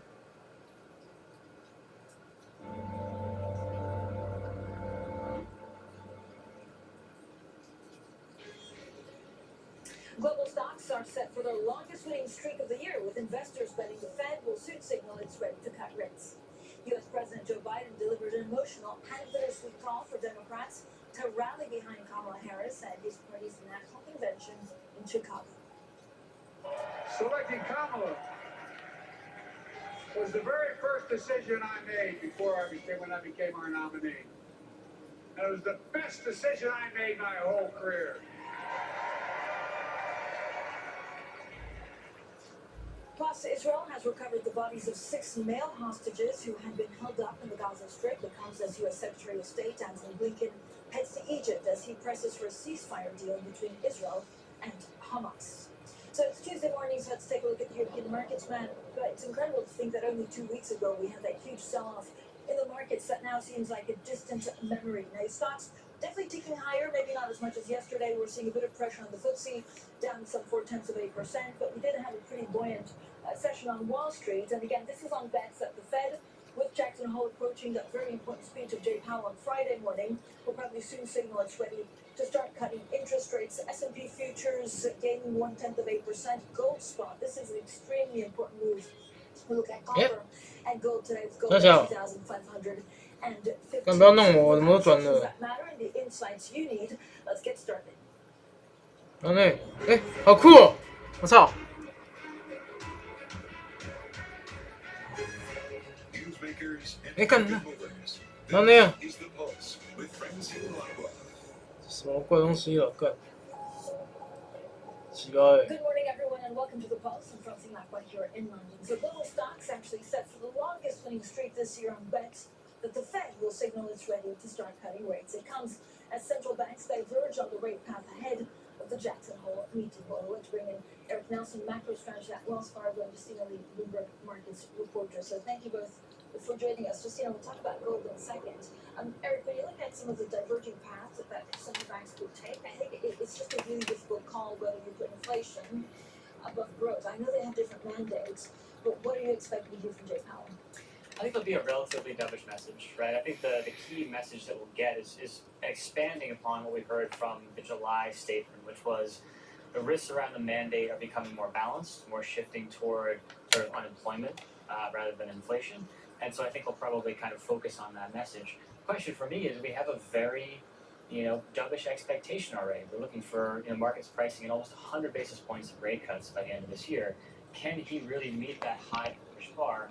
That's what I sort of worry about, and I think it'll be difficult to do that. Yeah, and again, just in terms of character, Jay Powell doesn't usually say too much, right? He's extremely cautious because things shift quite quickly. Yeah, I mean, to use that word from TikTok, it's pretty demure, right? And I think that, it's at an interesting point because kind of as Eric mentioned, I mean, markets are expecting 100 basis points of rate cuts this year. But I think Jay Powell will be especially careful this time, especially given that there's still one more set of CPI and one more set of jobs number ahead of us. And if we look at the mixed signals that we've gotten from U.S. economic data so far, I mean, it definitely doesn't look like we're heading for a very imminent, sharp slowdown. So I think the case for 50 basis points would just be to sort of like act in advance and maybe kind of have some room to pause there. But I think it's kind of hard to see what would justify a 50 basis point cut in September at this point. And Eric, what are you expecting again? I guess if you look at history, once the Fed starts a cutting cycle, like a lot of the big central banks, and they continue cutting gradually, or maybe with bigger cuts, but they continue. Could we be one and done, or one and done for this year? I think we're the labor market's weak enough where I'd be surprised to see a one and done. I think if they're going 25 basis points, I'd expect to see a couple, at least 3 or 4 meetings in a row. If it's 50, it'd be very hard to see 50 and done, probably to go 50 twice because the labor market is very weak, and you see an unemployment rate rise another 0.2 percentage points. But I think given how weak the labor market is, we're looking at a string of cuts here. Yeah, and so that's moving gold. Yeah, exactly. It's kind of interesting because we've seen gold rally all year, even as yields kind of surged. And now that yields are falling, I mean, it's kind of going back to that fundamental relationship where when yields fall, gold tends to rally. And so I think it's kind of interesting because it speaks to that sort of fundamental support. But at the same time, I mean, all year long, we've been talking about central bank buying, maybe kind of a lot of people buying as a sort of portfolio hedge. And now we kind of have all these... What the fuck? It's freezing again.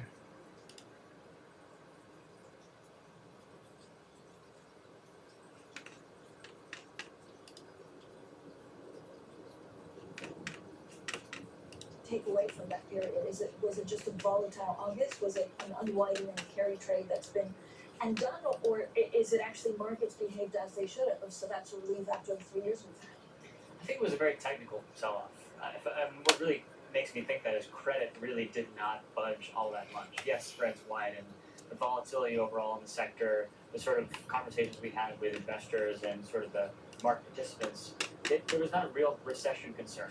Now that was a big headline after the jobs report, but looking at growth forecasts, looking at the behavior of credit, all that told me that there wasn't real true panic.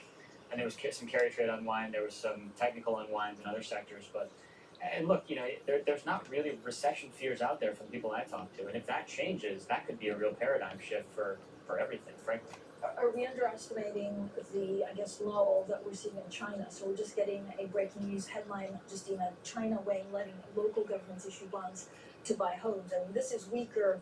This is kind of, their Achilles heel, and it's not getting any better.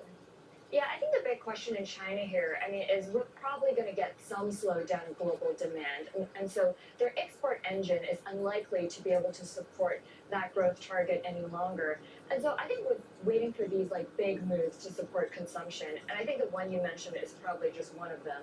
But are we going to see more decisive moves in a kind of policy where China has always been pretty reluctant to really push it? And I think that's sort of the big question here. Eric, your thoughts on China? And again, I appreciate the fact that there are not many people talking about recession, but expectations of the U.S. economy are moving quite a lot. It's like a roller coaster. It's true, and given if you're looking at growth forecasts for the U.S., how they've evolved over the course of the year, they've generally gone one way, which is up, right? So there is a lot of still optimism, lingering optimism around the U.S. economy. The problem is the U.S. economy is weakening. It's not reflected in the forecasts or I think the general market. And China remains very weak. Now, these are the two sort of key engines for the global economy. Neither one looks particularly strong at the moment. And that, to me, is an issue for global growth, and I think is a risk that's underappreciated by the market right now. What happens to the Bank of Japan? I mean, that's the other, I guess, big risk. I don't know whether they changed in their communication or what they've learned from the last 2 weeks. Yeah, one interesting thing is I think there were headlines this morning saying that they just released these research papers indicating there could still be rate hikes coming this year. Well, I think that if that's the case, the lesson they've learned from this episode is they need to pay a lot of attention to market sentiment, even if it's kind of beyond their control and it's not their fault and all that. But I think at least they should be in a slightly better position now that a lot of the leverage has presumably been flushed out of that yen carry trade. Eric's the BOJ almost more market moving than Jay Powell's speech on Friday? Well, I'm not sure. I think the BOJ, look, while they have been more hawkish of late, they're not moving in every meeting, and they're not moving, with particular urgency, right? So I think there's much more focus on Powell here. You can see a little bit of movement in, say, pricing for the next couple BOJ meetings, but is that going to be a big macro mover? I'm less convinced. All right, thank you both. Eric Nelson there, macro strategist at Wells Fargo, and our markets reporter, Justina Lee, both stay with us. Now, Italian rescuers are searching for those still missing after a luxury yacht sank off the coast of Sicily yesterday. The Italian news agency ANSA says Morgan Stanley International Chairman Jonathan Bloomer is also among those unaccounted for, along with British tech tycoon Mike Lynch. Let's get more with Olivia Solomon, Bloomberg's technology editor. Olivia, thank you for joining us. So what do we know actually happened to the yacht? How did it sink? So it was the early hours of yesterday morning when there was a very violent storm and the boat sank. We know that it's a sailing yacht. It has a very big mast. We're not exactly sure how it sunk, but that mast would have made it, move around in the wind a lot. And we do know that local fishermen were staying in port that night because of the weather. So who do we know was actually on board and who's unaccounted for? So we know there were 22 people on board in total, 12 guests and 10 crew. We've been trying to confirm the people who remain missing. We know that Mike Lynch is missing, his 18-year-old daughter Hannah, Chris Morvillo, who is one of his lawyers in his recent fraud case from Clifford Chance, Nada, Morvillo's wife, Jonathan Bloomer, Morgan Stanley International Bank chairman, and Jonathan's wife Judy are those missing. One person's been confirmed dead, and the other 15 have been rescued. So what do we know is the latest with the search and rescue effort?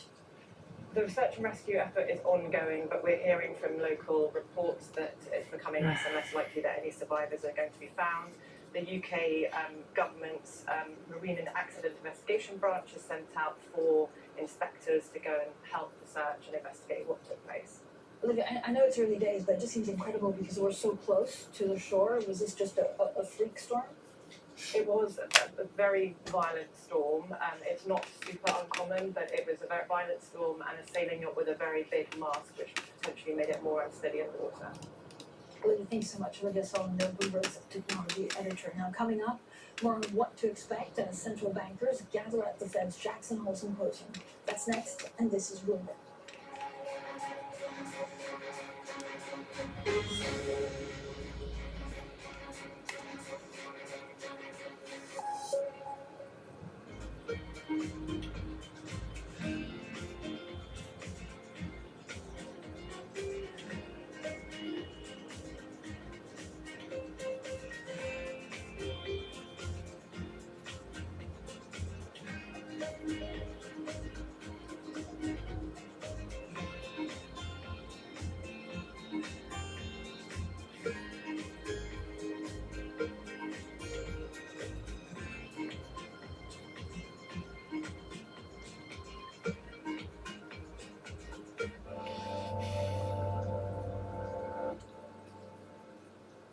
morning. This is Bloomberg Daybreak Europe. I'm Tom McKenzie in London. These are the stories that set your agenda.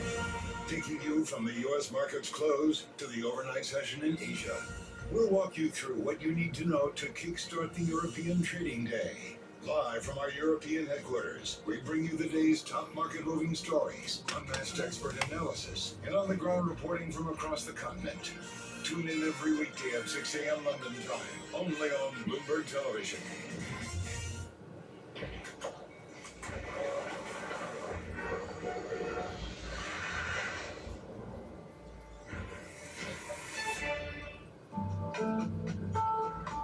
Jay or other authorities.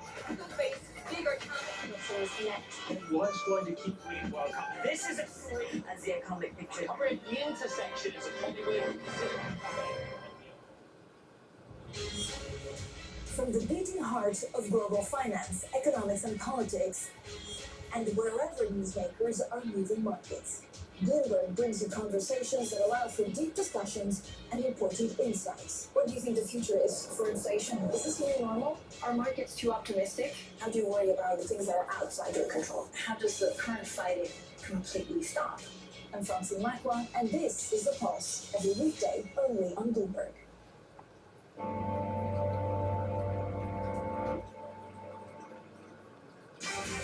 This week, Balance of Power is live in Chicago for the Democratic National Convention. So we've got a race here, and the sprint begins. We'll bring you breaking developments. Vice President Kamala Harris closing the gap with Donald Trump. And informative analysis, all leading up to special coverage Thursday evening, including Vice President Harris's acceptance speech as the Democratic nominee for president. As president, I will show Donald Trump what real leadership looks like. Tune in all week on Bloomberg Television.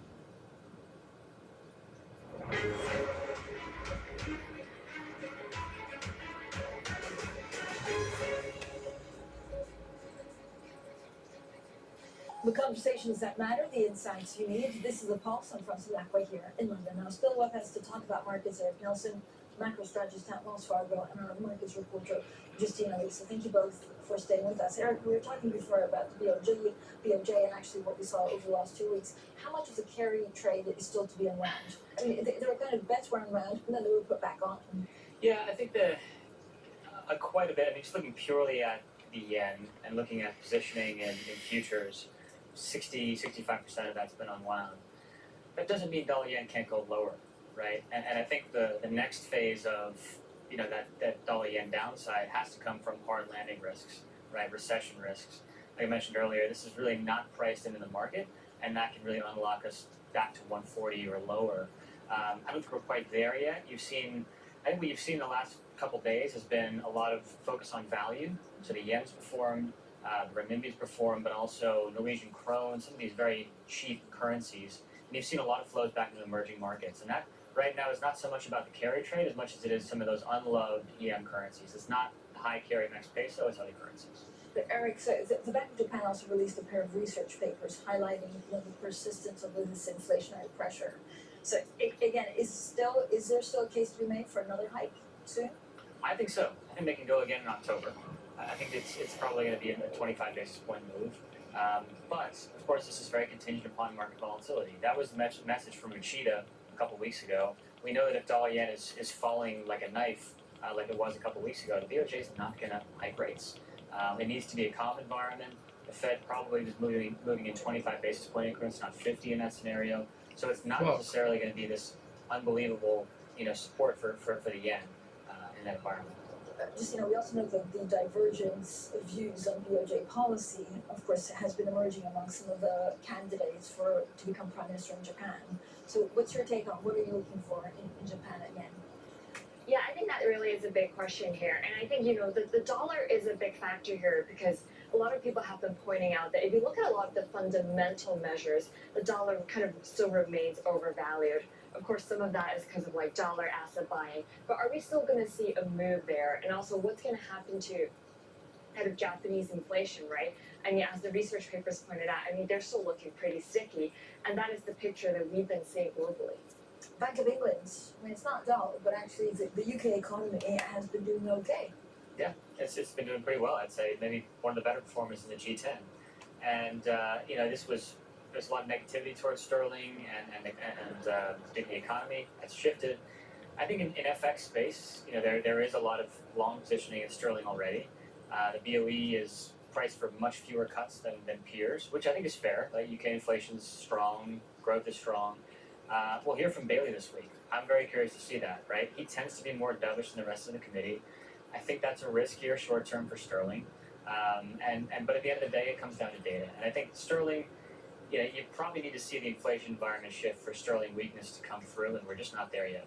But Eric, was there a shift in, it struck me in the Bank of England press conference last time that they seem to have dismissed some of the pressures that come from like persistent inflation because of geopolitics or high oil prices. Is that a mistake? Well, I think they've been very quick to dismiss a lot of kind of strength in inflation and wage. So there's been a lot of, I think that brushing aside.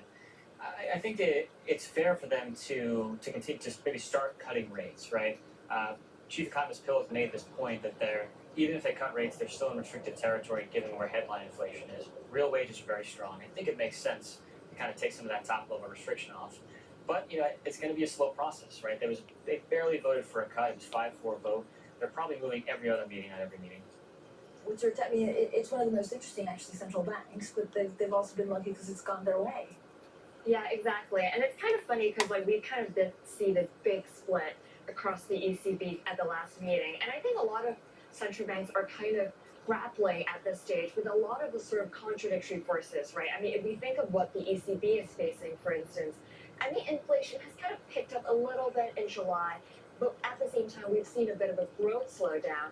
And I think in both the UK and Europe, kind of on a more structural basis, they're also thinking about, productivity growth, right? Why is this so much slower? Because that, even though it's kind of hard for the central bank to solve on its own, I mean, that has a big impact on kind of the dynamics between, economic growth and kind of inflation there. And Eric, I guess one of the pressures comes from wages. Like, how's that dynamic going to go into next year? Yeah, well, we'll get the wage numbers later this week from Europe, and I think the reality is, the underlying wage picture in Europe has been soft.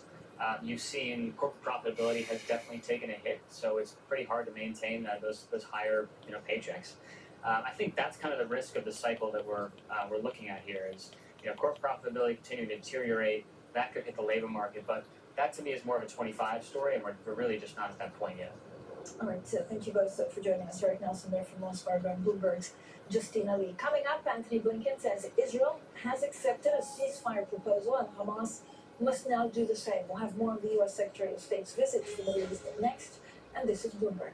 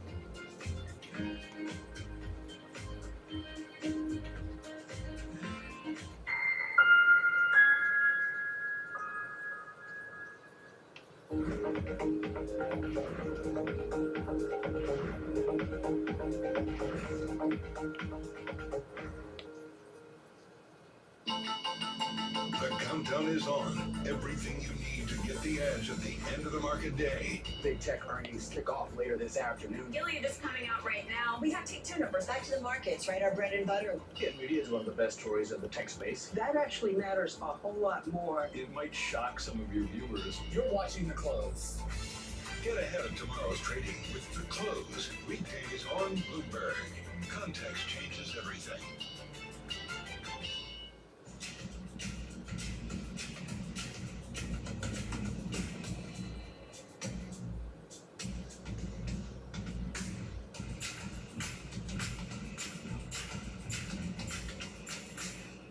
A lot's happening on Wall Street. I couldn't have been more wrong. It's going to stay volatile for a while longer. It's a bifurcated market. Need to catch up? This is Bloomberg Wall Street Week. I'm David Weston. We've got the information and insight Year over year, you could start to see some It cracks. might be overhyped short term, but it's underhyped long term. from business's most influential and instrumental. A lot of the doom and gloom has been somewhat overblown. If you're not living near the edge, you're taking up too much space. Bloomberg Wall Street Week, only on Bloomberg TV and radio. Context changes everything.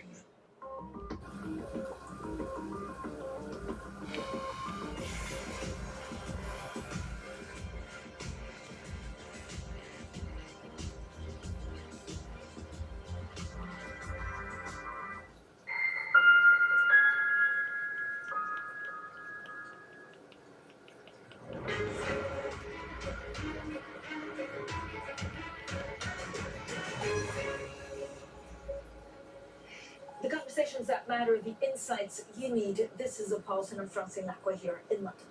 Now, Israel's military has recovered the bodies of 6 male hostages who had been held in the Gaza Strip. It comes as U.S. Secretary of State Antony Blinken arrives in Egypt from Israel as he attempts to finalize a ceasefire deal. Now, for more on this, let's bring in Bloomberg's Abir Abu Omar. Abir, what's the latest on the Israeli military operations to recover the bodies? Good morning, Francine. So we just reported this. This is an overnight military operation where Israel just announced that they have recovered the bodies of 6 male hostages from Khan Yunis in northern Gaza. One of them is a 79-year-old who is thought to have been killed during captivity by Hamas. So Benjamin Netanyahu, the Israeli prime minister, came out in a statement and said that Israel is going to make every effort to bring back the remaining hostages, whether dead or alive. Now, we know that out of the remaining hostages in Gaza, 40 are believed to be dead. But the efforts continue. As you mentioned, Antony Blinken is heading to Egypt today after he was in Israel, where he had conversations with Netanyahu to sort of reach the ceasefire deal. Abir, Blinken has just arrived also in Egypt. What's the status of these ceasefire talks? So, we heard yesterday that on Sunday, when he was in Israel and met with the prime minister, that Israel has agreed to a ceasefire deal, but what remains now is the acceptance of Hamas. So what we're waiting for right now is for Hamas leaders to come back and say whether they accept the terms or not. We know that Hamas leaders did not participate in the last round of ceasefire talks that happened in Doha. We're not fully aware of the details about whether they'll be present in Egypt or not. But what we're waiting for essentially is to hear back from Hamas leaders on whether the deals that were called by Blinken a bridging agreement are going to get reached in Egypt by the end of this week or not. Abir, thank you so much for the important update. Abir Abu Omar there. Now, this is a picture for markets, but also in the last 20 minutes or so, we found out that China is actually considering a new funding option for local governments to buy some of the unsold homes. This comes after there was a series of rescue packages that failed to prop up the market, and that's according to people familiar with the matter. All eyes on Jackson Hole, all eyes on what we could hear from Jay Powell on Friday. We can see European stocks gaining 0.2%. Coming up, defending his legacy, President Biden gives a passionate speech about his time in the White House. We'll have the latest from the Democrats' convention in Chicago. That's next, and this is Bloomberg.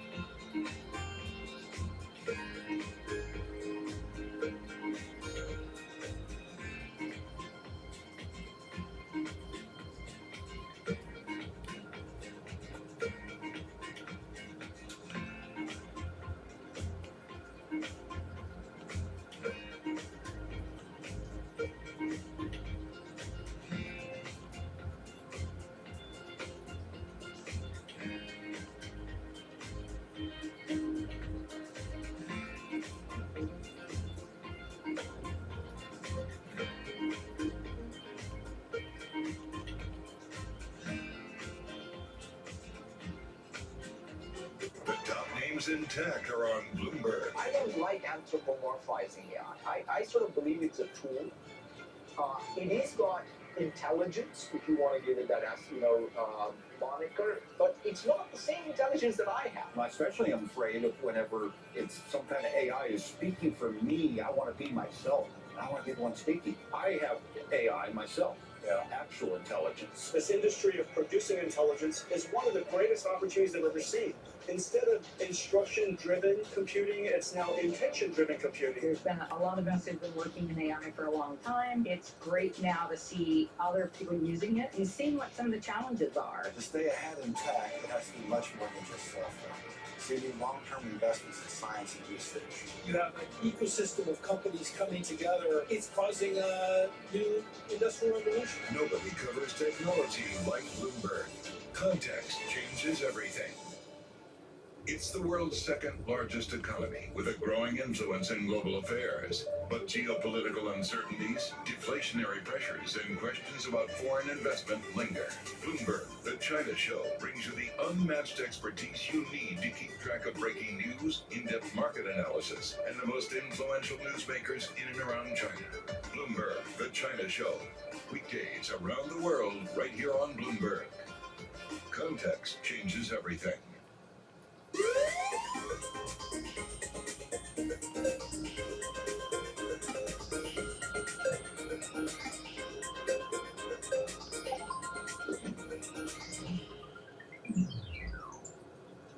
Bloomberg loves earnings. I know it's like your Super Bowl, I right? can't wait. It's like opening presents in a month. All right, this will be exciting. Nobody covers earnings like Bloomberg.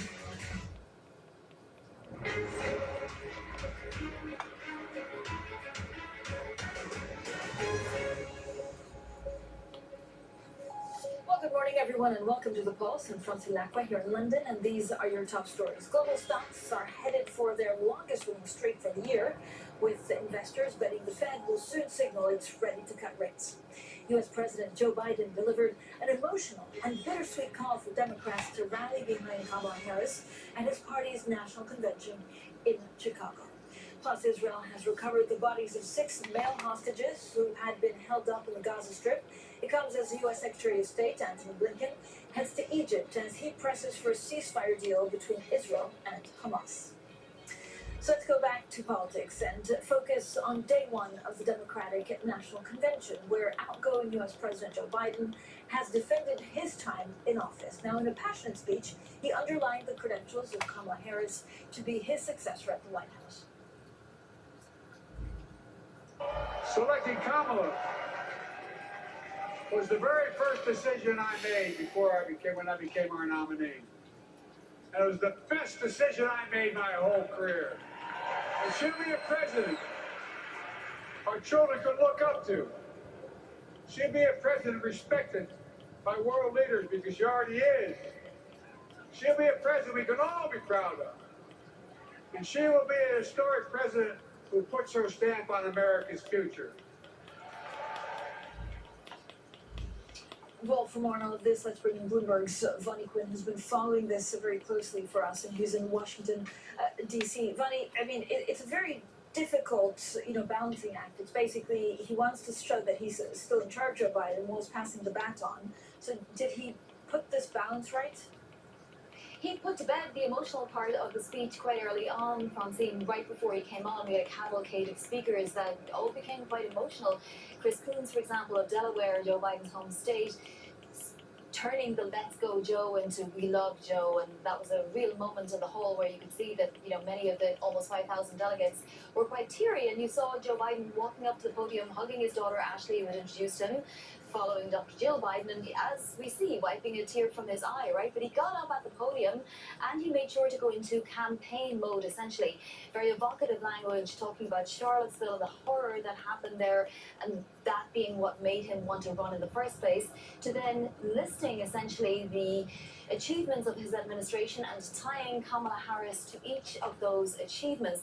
He said the legislation we passed delivered more to red states than blue. And when I say we, I mean Kamala and me. And he also talked about more Americans having health insurance, the smallest racial wealth gap in 20 years being created, and beating Big Pharma. And he said, guess who cast the tie-breaking vote?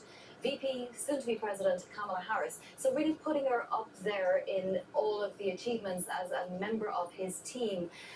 He also, of course, tried to get ahead of some of the frailties that are perceived to be among her frailties, including the border issue. And obviously, we're going to see Donald Trump on the Arizona-Mexico border on Thursday to try and draw some oxygen from that. He said that Trump had actually killed the strongest bipartisan border bill ever in the United States. And we know that Kamala is trying to bring that back. And there was a funny moment as well. You'll remember Infrastructure Week. He said that, Donald Trump had promised Infrastructure Week every week, whereas his administration had basically delivered an infrastructure decade. Yeah, it'll be interesting actually to see what lands out of all of that. And when we hear from the Obamas a little bit later today, the party will also hold a ceremonial roll call, and we're expecting a lot of influencers to show up today. What are you most looking forward to? Yes, that roll call, it's being deemed now a celebratory roll call because, of course, they already had the virtual roll call, if you remember, and so all of this is celebratory. It's the first time that these delegates have been in person since pre-coronavirus, so 8 years since there has been an in-person DNC, and the momentum does seem to be continuing. There was a lot of emotion in the hall. The protesters outside, of course, are there as well, and the influencers, as you say, Francine, 200 of them, and many of them took to the stage tonight. This is still Monday night, my time, but to basically address the DNC. We've never seen that before. They got privileges, they got stage time, and they're tweeting and influencing, I guess is the term for it, as we speak. And obviously this is directly to the youth vote. It's a demographic that Kamala Harris desperately needs to get on her side.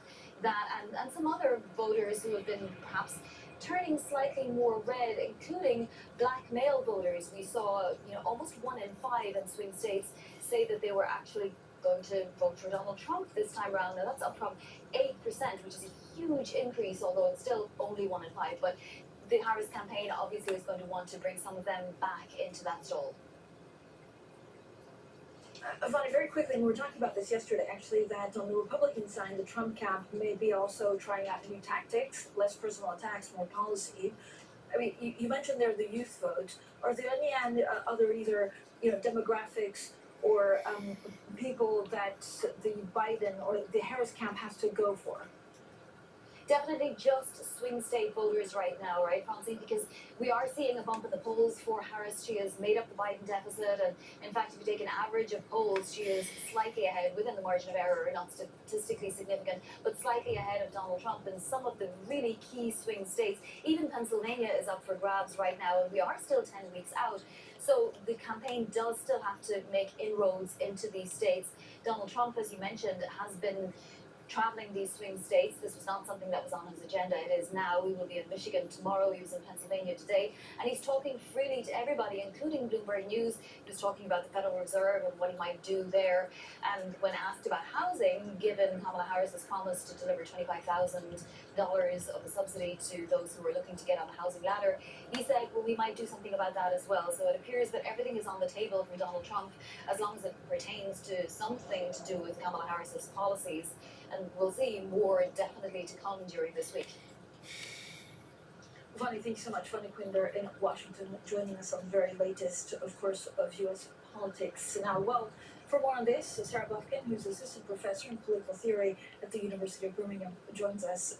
Professor, thank you for joining us. I mean, there's a lot going on, and I don't know whether, President Biden struck the right tone, and it was a lot about his legacy, but should he be out there just trying to get votes instead of kind of also reflect on his time in power? I think the Democratic Party really saw the ways in which they needed to give Biden his final moment on the stage. I mean, when he received the presidential candidacy nomination in 2020, he did it during COVID. He didn't have the huge audience. He didn't have the balloons dropping from the ceiling after his speech with everyone roaring. And he's pursued this office for 40 years of his career. I mean, he's really dedicated his life to holding the office he now does. And I think that they knew that on the Monday of the convention, when they kind of wanted to signal the passing of the baton, they needed to give Biden both the ceremonial applause that his time in politics is due, and to let him celebrate the achievements of his administration. So I think much more of the case for a Kamala Harris presidency will be made starting today. I mean, there's a lot of enthusiasm, right? Especially some of this grassroots enthusiasm with the Harris-Walz ticket. Can they keep it going until November 5th? Yeah, I mean, that'll be the real question. I mean, what we've already seen so far is that there's been, many of the policies that the Biden team was running on, Kamala Harris's team is now running on. So there hasn't been a huge shift in the policy, but there's been a big shift in the messaging, and in particular the affect, the kind of collective emotional energy that is being mobilized here. And so where Biden really ran on a kind of affective fear, right, that we have to defend democracy, that we have to look at January 6th and say never again can we let something like this happen. Kamala Harris has taken a lesson from Barack Obama in 2008 and is running less out of fear and from a defensive posture and more from joy and a sense of hope about the future. And I think that's really been picked up by the grassroots. Democrats are ready to be excited about someone again, to not be in a defensive crouch against Trump, but to really put forward their own positive vision for what an economy that works for everyone could look like. And so how does that play in the polls? And also her pick for vice president, Tim Walz, seems to be doing really well in the polls. It does. And I think already, it's, the news cycles pass so fast in politics, but so far Tim Walz is playing much better as a VP pick than J.D. Vance is. And I think in many respects, it seems like Kamala Harris in part made the decision based on personal rapport between her and Tim Walz, but he is very much an attempt to reach out to rural and suburban voters, particularly in those Midwestern swing states. He's the governor of Minnesota. He's very well known in Wisconsin. And he speaks to a lot of the communities that, because of his personal narrative, his background, and his policies and his style of speech, that Kamala Harris needs to win. But can he win Pennsylvania for her? Let's see, they're campaigning and they're going for the rural areas, right? I think that it's a much more aggressive campaign footprint than you saw under the Biden administration. The on-the-ground game has really been amped up, and that's part of what happens when you have a youthful candidate, right, is that you can put them in a bus and send them around to gas stations and small rallies over and over and over again to get them out meeting people. How important, so we have Tim Walz's speech on Wednesday, and then we have Kamala Harris's speech. What's the most important one? I feel like we haven't really heard from Harris in a way where we actually say this is 100% of the policies that she locked down. Yeah, and I'm not sure exactly how much policy we are going to get from Kamala Harris on Thursday, but I do think that speech is the most important one. Tim Walz needs to introduce himself to the American people. He needs to, I don't want to say bring the vibes, but he's one of the best sort of attackers of Trump and the Trump campaign. We've seen that with the ways in which he started all these memes around these guys being just weird. And I think he can bring a lot of energy and a lot of attack. And then Kamala has to get up and show herself to be the future of the Democratic Party. And this is going to be her biggest stage. So. And then there's a debate September 10th. It's unclear actually in my mind who wins this because she's a prosecutor. Trump is very good at taking people down, but he hasn't had that much time to assassinate her character.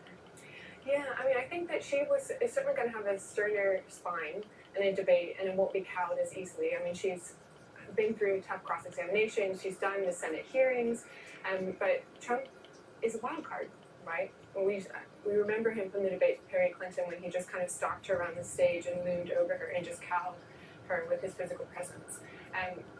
Hopefully that won't be something we'll see on September 10th, but it certainly seems like the field is much more open in those debates than it would be between more conventional candidates. Are the Republicans and Donald Trump changing tactics? I think they're trying to pivot, certainly. Whether or not Donald Trump actually follows the new playbook is always the real question. The man doesn't like to stay on script. But certainly you can see from their campaign and from their ad buys that what they're trying to do is to run the Kamala Harris of 2024 against the Kamala Harris of 2020 Democratic primary. So they're going back to the tape, the audio where she took further leftist positions and trying to paint her as a kind of far left lunatic or Marxist in some sorts. I'm not really sure Donald Trump knows what Marxism is, but really trying to tar and feather with a lot of the buzzwords that Republicans are very concerned by pulling up this old footage and showing it out. So we'll see whether or not those attacks actually land. In many respects, I think that the centrists that the Republicans are trying to convince, they'll be able to hear the other side. Is it impossible to say whether he regrets his pick of VP? And if he does, can he change it? I don't know if he regrets his choice. I think Republicans in the party regret his choice of VP. I mean, J.D. Vance was very much the pick of someone who felt strong, who felt like he didn't need to reach into the center at all, who was very convinced of basically his victory after the assassination attempt in Pennsylvania. Trump doesn't like to admit he's wrong. So in some respects, I think what you'll see is probably a doubling down, and I doubt that J.D. Vance will be off the ticket at this point. If anything, what you'll see is the Republican Party tries to kind of sideline him and marginalize his public presence. A lot of the press is basically saying, that because the Democrats have been so energized that, Donald Trump is getting, I guess, more desperate in his tactics. I mean, we've kind of learned not to underestimate him. So do you trust the polls? Can they change? Is it going to be extremely hard for either party to win? I think it's a neck and neck race right now. I mean, what's so exciting for Democrats is the fact that Biden was running sort of about 2 to 3 points behind Trump for the last 6, 7, 8 months. And that gap has closed, but it's still very much a neck and neck race between Kamala Harris and Trump. There's a lot of weeks ahead of us before November 5th, and we certainly could see the polls shift in many ways. The promising news for Democrats at this stage is that normally candidates get a post-convention bump in the polls. And Trump certainly would have been expecting that, but Biden's decision to step aside and Kamala Harris's quick consolidation of the Democratic Party really removed that bump. So we'll see what happens after the Democratic National Convention. I mean, the Democrats are very much trying to show party unity and enthusiasm this week, but the debates could throw things, and honestly, on-the-ground campaigning really shouldn't be overlooked. Sarah Buffkin, thank you so much for joining us. Assistant Professor in Political Theory at the University of Birmingham. Coming up, Volodymyr Zelensky urges Ukraine's allies to lift restrictions on the use of their weapons to strike inside Russia. We'll have the latest on geopolitics. That's next, and this is Bloomberg.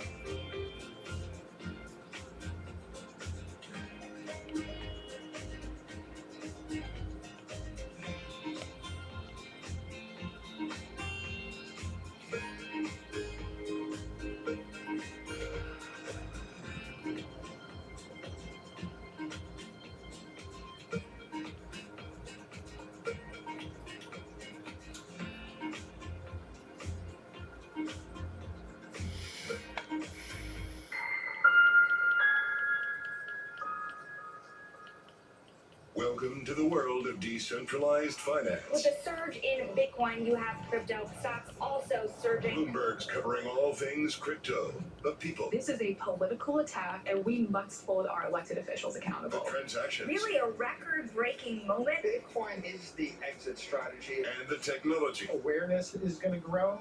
And these things grow the overall industry. Crypto as an asset class is here to stay. Bloomberg Crypto, only on Bloomberg. It's a multi-trillion-dollar industry. We'll show you what's happening in ETFs like no one else. Bloomberg ETF IQ, Monday on Bloomberg. Bloomberg Surveillance covers the latest in global markets and the political events that influence your world. Join Jonathan Farrell, Lisa Abramowitz, and Anne-Marie Hordern only on Bloomberg. Context changes everything. This is Bloomberg News Now. News when you want it at the touch of a button. Another volatile day on Wall Street. We're seeing big moves. All eyes on Capitol Hill as Democrats and Republicans. Today's job numbers casting doubt on the Fed's next move. Inflation remains front and center. And that's news when you want it with Bloomberg News Now. Get it 24/7 on the Bloomberg Business app, Bloomberg.com, and anywhere you get your podcasts. Bloomberg News Now. Context changes everything.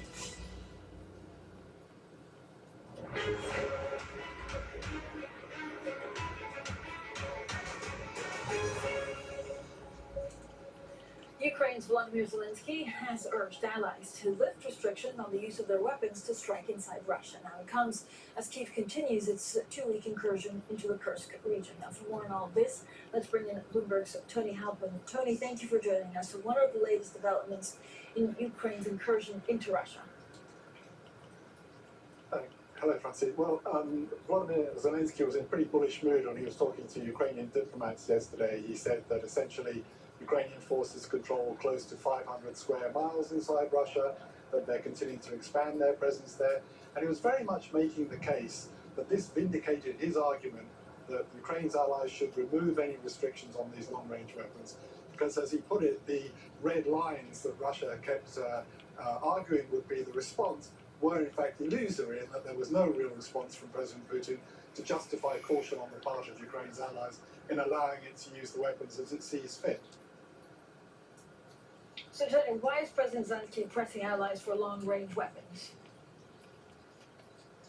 Well, I think it's a debate that's raging now within Europe, certainly, and probably with the US as well. But the argument has always been that they don't want to provoke an escalation from President Vladimir Putin in Russia, potentially even a nuclear response, because of crossing the perceived red lines about entering Russian territory, for example. And Zelensky was making the case that this was the reddest of red lines, that no one had actually crossed into Russia in close to 80 years, and that the response had been shown, in his words, to be illusory, and that therefore the concerns of Ukraine's allies aren't really justified, and that his argument that it will allow Ukraine to speed up a resolution of this war by attacking Russian airfields and military bases where they strike Ukrainian cities, that would be strengthened by the fact that he's shown these lines to be illusory.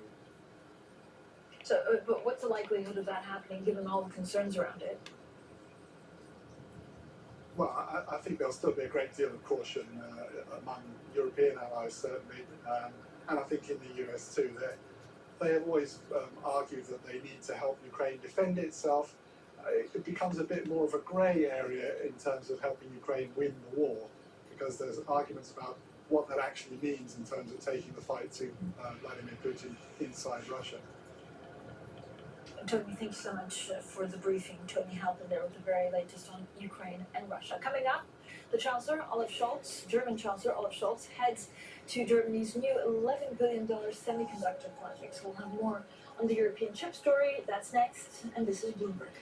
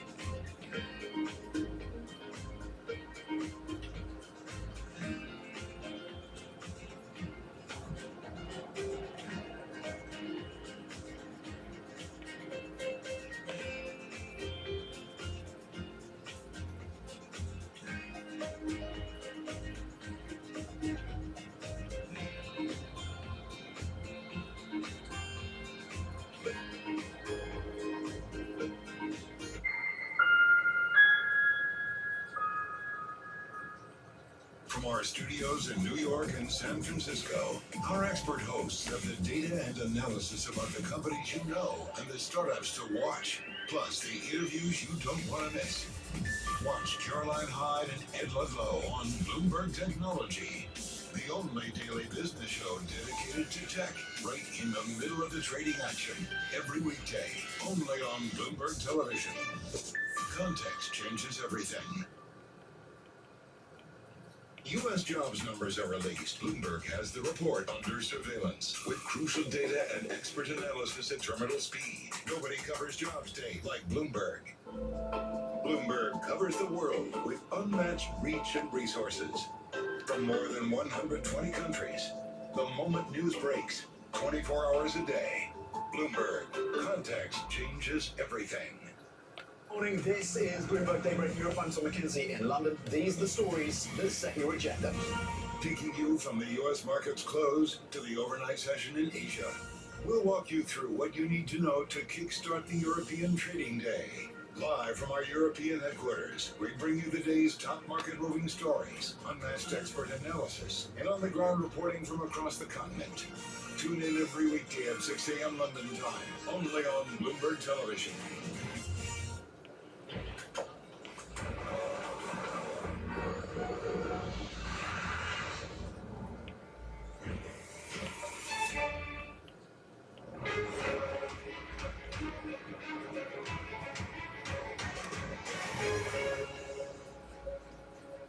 Welcome back, everyone. Bloomberg has learned that Edgar Bronfman, heir to the Seagram Spirits empire, has made a bid worth $4.3 billion to take control of Paramount Global.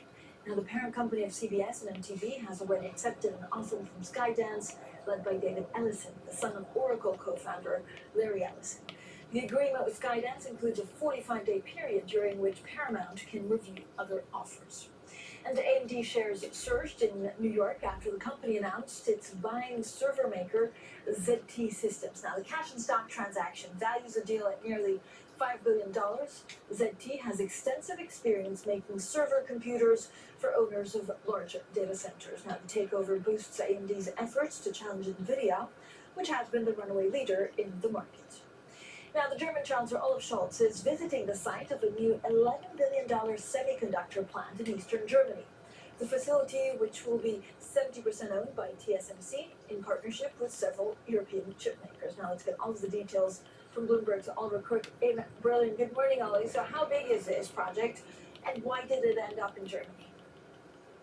Yeah, Francine, this is really a big deal for the Germans because they've been trying to attract a lot of these semiconductor manufacturers within Germany. And you know, TSMC is really very different than some of the ones that they already have. So they already have Infineon, a German company, that went to one of their groundbreakings, last year, but they were doing memory chips. TSMC is very attractive because it does some of the most sophisticated, most important semiconductors from across the world. So this is a 10 billion euro project. There's going to be some other stakeholders, including Infineon, Bosch, and some of the other European companies. Each of them will hold 10%, but TSMC is really driving this. They own 70% of it. And what's interesting is of that 10 billion euros that it costs to do this, 5 billion is coming from the German government in a direct subsidy, so significant. For TSMC, it's part of its bigger plan. It's opened a fab for the first time in Japan. They're throwing a ton of money in Arizona in the United States, and this is really their first footprint ever in Europe, so significant that they've chosen Germany. And for the EU, because Ursula von der Leyen is going to be there today to sort of break ground here with them, EU wants to do 20% of global chip production in the world. If they're going to hit that figure, or even frankly a fraction of it in the next 5 years, they need more projects like this. So, Ollie, put this in context of the global chip race. Where does Germany sit right now, and where does it want to be?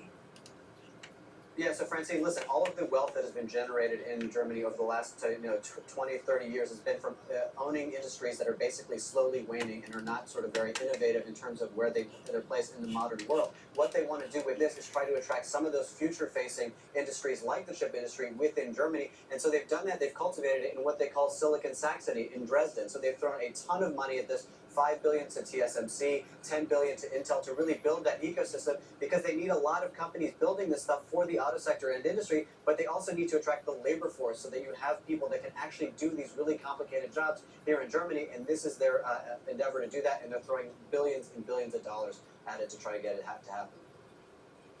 Ollie, thanks so much. Oliver Crook there was the very latest from Berlin. Now let's take a quick look at some of the events we're following today. 10 a.m. UK time, Euro area CPI data. 12 p.m.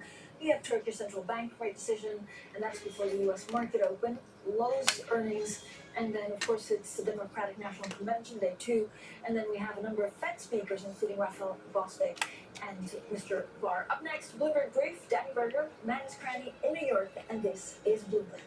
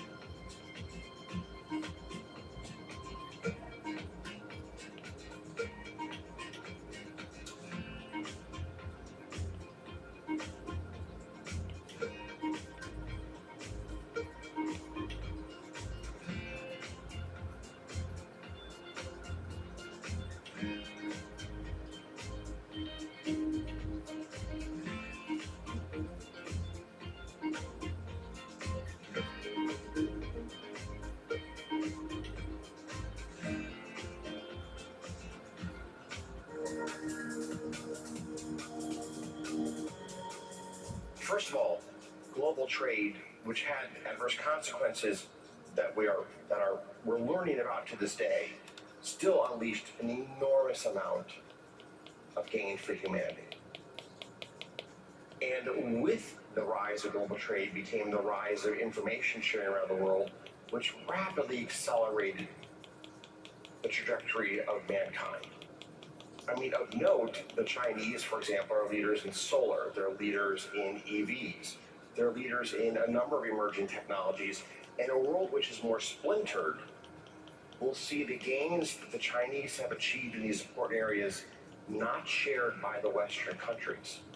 And conversely, the United States is a clear leader in AI, along with a number of the European countries, and those gains will not be shared with China and the countries in its sphere of influence. So it's a very clear-cut loss for all of humanity when we have the severing of ties between our countries.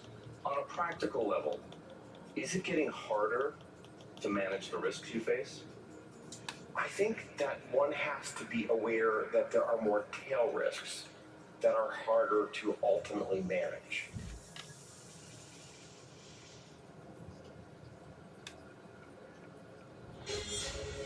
From the beating heart of global finance, economics, and politics, and wherever newsmakers are moving markets, Bloomberg brings you conversations that allow for deep discussions and important insights. What do you think the future is for inflation? Is this new normal? Are markets too optimistic? How do you worry about the things that are outside your control? How does the current fighting completely stop? I'm Francine Lacroix, and this is The Pulse, every weekday only on Bloomberg. Weighs on the heartbeat of the tech sector. And across global markets. Real-time data aspect is going to be We're going to bring you expert analysis on that. Don't miss Bloomberg's interview with them.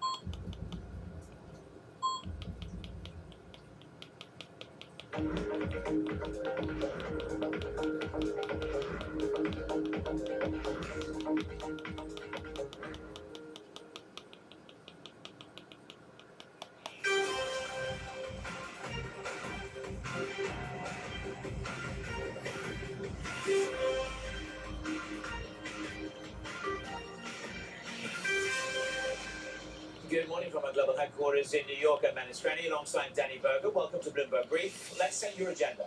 The global stock rally propels higher. Soft landing narrative drives momentum into the countdown to Jackson Hole.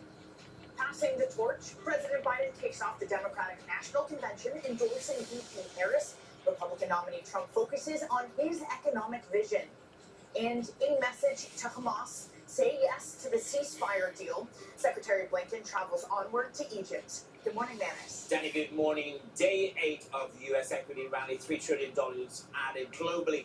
We're in for day 9 of an equity rally. So there is no buyer's remorse on the dip whatsoever. Goldman Sachs say the pain trade is actually for higher stocks. If you're not on this juggernaut, according to Rubner and the team over there, you're on a losing trade. They indeed put a line in the sand that said the end of August you're going to get these buybacks and that's going to propel us higher. I like what Laurie Calvasina had to say yesterday on surveillance. Proceed cautiously, but proceed and with caution. In other words, it's a double lock. The oil market, by the way, NVIDIA, never far from our minds or our hearts, down 0.6%. But that's a break of trend. 6 days of when it added 24% in value. It breathes this morning. The oil market gives 0.6% back. A couple of things here. A, there's narrative around the ceasefire from Blinken telling Hamas accept the deal. And the bearish dominance. You're looking at China's oil demand falling 8% in July. A 9% drop in steel production this year. The narrative around China is building to the downside. Bonds, the risk is you get a hawkish lean. That's the tail risk from Jackson Hole. That there's a hawkish lean from Powell. A less aggressive cutting cycle than the market has currently priced in. Bank of America says you want to trade 350 on the downside, 425 on the upside. So it's that kind of bandwidth with a lean to the long. Danny, good morning. Good morning, Manus. And to be fair, we have had some of the hawks finally capitulate. One of the most recent one was Cash Curry yesterday morning, saying that the time is appropriate to cut.